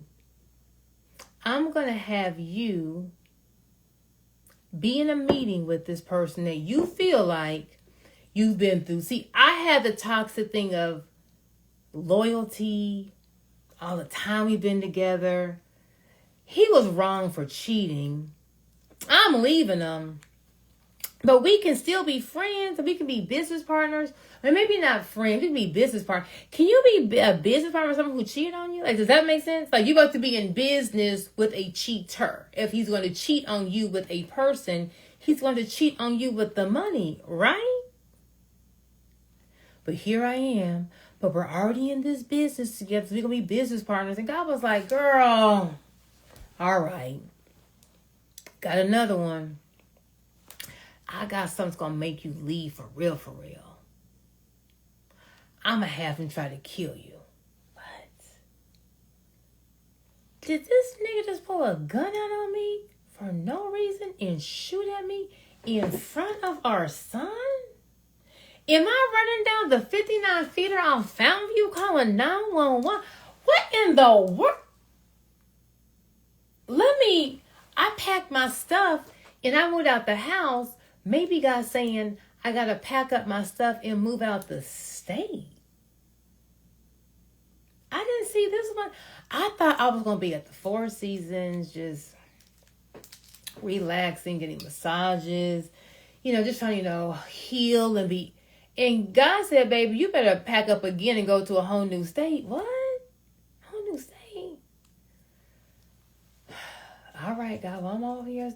But, okay, so what I'm going to do, I'm going to start another business, but I'm going to work my dealership with the husband who now cheated on me and then tried to kill me.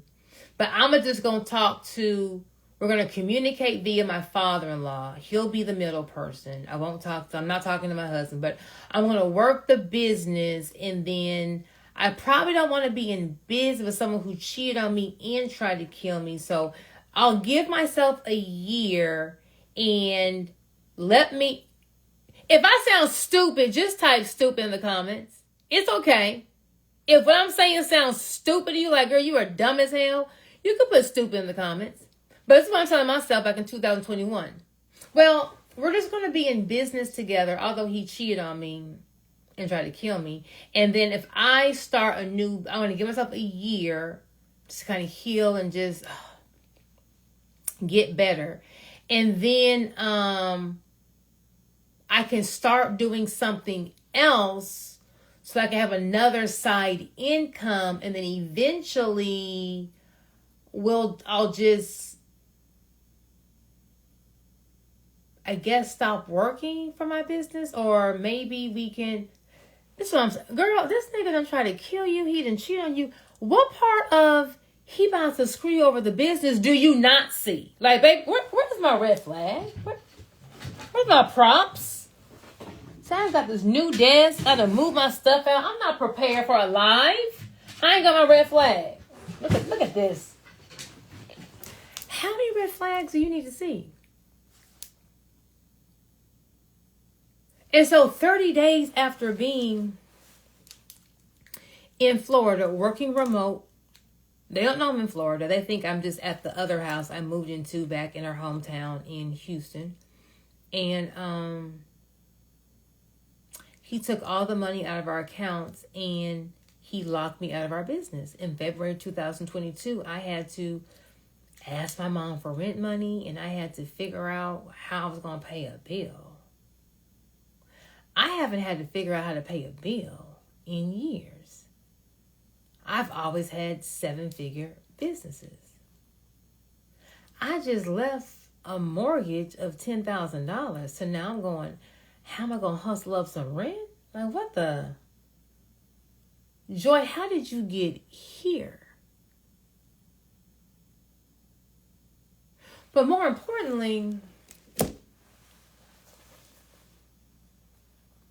I know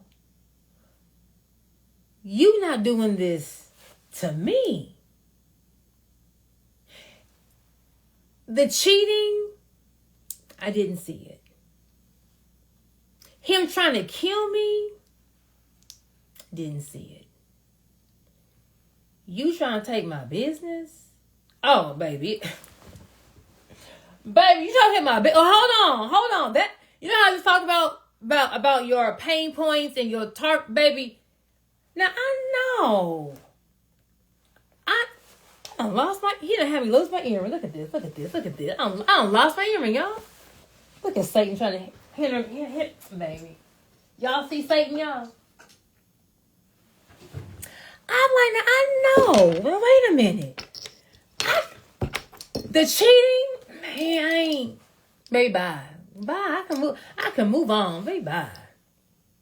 You try to kill me? You are a little crazy, but I can move on. Bye. You won't take my business. But I sacrificed for over 10 years. I mentioned you had nothing. I mentioned you had 2 failing businesses. I brought you into my circle. I made you look legitimate because I wasn't turning. You was just a little street something. I treated your family. Oh, I know you. I'm with you when you had to go turn cars in because you couldn't afford it. I'm with you when I'm putting you on a budget because you didn't have no money.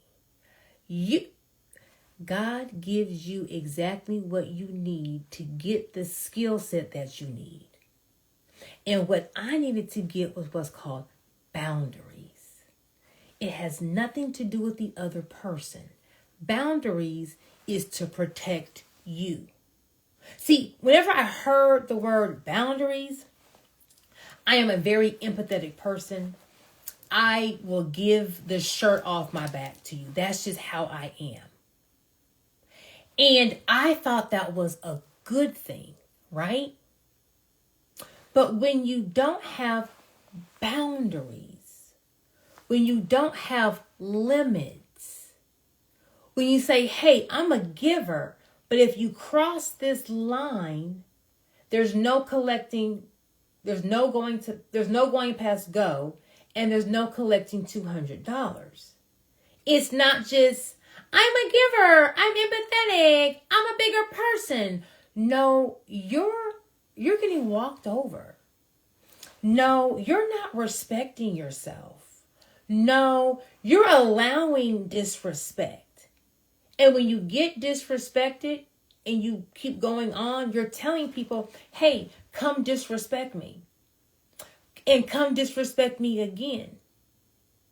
And you keep thinking, oh my gosh, like if he would just be a bigger, oh my God. You keep waiting on a person that you've trained to disrespect you. You keep waiting on the person that you trained to give you breadcrumbs. You keep waiting on the person that you trained to no longer treat you like a priority. You keep waiting on them to change. And they keep saying, baby, you so stupid. I'm gonna keep dishing out what I'm giving out. I ain't doing nothing. And you don't realize over time, you're conditioning this person to continue to treat you because you aren't standing up for yourself. You're waiting for them to stop doing something versus removing yourself from them even having the opportunity to do it. Until God takes you in that storm and drags you around it to open your eyes. And then whatever is on the other side, for me, it was boundaries. For someone else, it may be a budget. Like you made money, you done balled out till you fell out, and now you ain't got no money, right? Now you're like, oh shoot, I ain't learned about living below my means. So now that you had to file bankruptcy, you done lost the house, lost the car, lost the furs, lost the lifestyle, lost the travel. Everyone laughed at you. He gonna give you a second run. In that second run, you've already learned how to budget. So now you already know I ain't playing with the church's money. I'm going to do this. I'm not going to do this and that. You have a whole nother outlook on how you're going to treat, because you had to go through the storm. So my storm taught me boundaries. My storm taught me that a person can be nice, loving, caring, but if they cross this thing, you got to let them go. You have to remove yourself. We ain't waiting on them to catch up. We ain't waiting on them to do. We're the person who's doing the action. So no, you're not going to have my number. No, we're not going to speak. I don't care if we have a kid. The court's got apps. We can communicate through this app. That's my boundary. Ain't no drop off. Drop off is going to be at the airport. I'm going to park down three stalls down and watch my son walk to you. You're going to have your son. I sure am. Boundary. Oh, I will never come into a close distance where someone can try to kill me again. That's my boundary. But had God not drugged me through the storm, I wouldn't be here today. God can't give you the blessing because some of y'all don't have the boundary that you need, the budgeting that you need, the correct work environment that you need. So all of the storm is doing you is getting you to be prepared to handle the but God blessing he's going to give you. And he's removing people that he knows do not have your best interest. You can't see it. I couldn't see it. I would bet someone $1 million. My husband would never steal the business from me. I'm the one that built it. None of this would be in existence if it wasn't for me. Now, cheating, all that, I ain't got nothing to say. He, him. But to have a God, could never. And God said, baby, you don't even understand. You sleeping with the devil. You slept with the devil for 11, 12 years. Some of y'all are sleeping with your biggest enemy and don't even realize it. How do I know? Because I slept next to mine. Never knew it. Never caught up on the nice. Never picked up. Hindsight's 50-50. Well, girl, where are you going with this? If you are on this live right now at 11:51, God sent you to this live. I don't know if it's for a business, trying to get to the bank. I don't know if it's for to understand why you're in your storm. Whatever it is, you're here for a reason. So I want to leave you with this. If you are struggling with your business, you want a comment challenge on Instagram, TikTok, you want a message me challenge. You want to come to my 5-day business challenge. It starts next week. I'm going to transform you, your life, your business, the whole 9. Whether you're starting one, whether you already have one, but it's stagnant, whether you already have one that's making money, but under the hood it's just a mess, it's just everywhere, or you may have run into a problem. I don't care what industry, it doesn't matter. I got you. Monday through Friday. VIP is Sunday through Saturday. 9 p.m. Eastern Time via Zoom. If you want 2006 to be different financially than you, then on Instagram, comment challenge.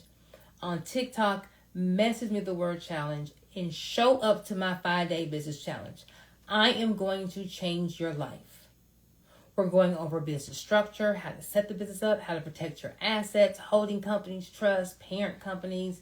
We're going over how to get free money with your business for business grants. We're going to go over how to use AI to figure out your target audience, what are their pain points, what are their solutions, that you know exactly how to market to them to have consistent sales. And we're going to go over what changed my life, a digital product. Learning to no longer exchange time for money. A lot of people who quit their job to start their business only takes them about 2 years to realize, I done started another job for myself, not a business. You don't make money outside of your business. If your time is linked to your money, you're never going to have growth or wealth because everything is linked to you. So we have to be able to have some kind of passive income, some make money in our sleep income. And baby, I'm breaking that down for digital products. So if you're on this live and you got an issue with your business, God brought you here to join my 5-day business challenge, comment challenge, TikTok message me challenge. If you like, girl, I just joined the live. I got a problem with my bib. I can't just pay you. I don't even know you. Bet. I'm having a free class tomorrow night, 9 p.m. Eastern Time. Instagram, comment bank, TikTok, message me the word bank, and I will send you a link to sign up for the class tomorrow at 9 p.m. Eastern Time.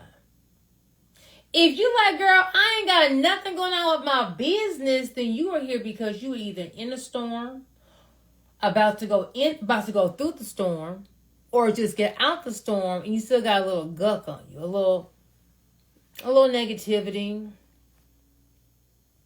a little anger, a little resentment, a little I'm here to tell you, I don't care who you are. I don't care how dark it is. I don't care how far you feel like you have fallen. With Jesus, you can get out of anything. With Jesus, you can get out of anything. Not only can you get out of anything, God will make your life better than how it was before the thing. I'm not telling you what I chat GPT. I'm not telling you what I Googled. I am telling you what I've experienced. So whoever is going through a dark time,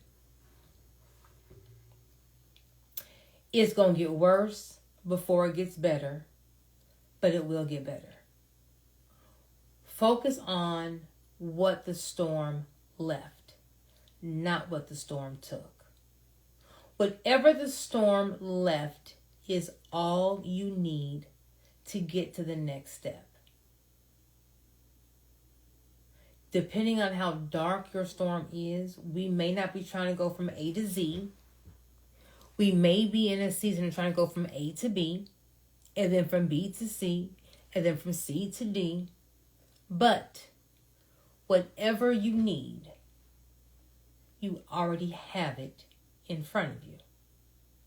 You may need to repurpose it, but whatever you need for that next step, you already have.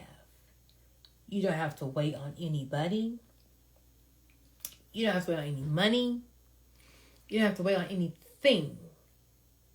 The storm leaves you with whatever it is that you need left. Well, it is now midnight. I'm tired, y'all. This little steroid I got this morning from the hospital is wearing off. I'm about to go take some NyQuil. I'm about to go get in this bed. Hopefully I feel better tomorrow when I wake up. But thank y'all for joining my live. For those who join my challenge, I'm going to see y'all on Sunday or Monday. For those who are joining my free class tomorrow, I'm going to see y'all tomorrow. For those who, girl, I'm just here to get the jewels. Hey, how y'all doing? Everyone have a fabulous night. I will, of course, see you at the bank. Good night.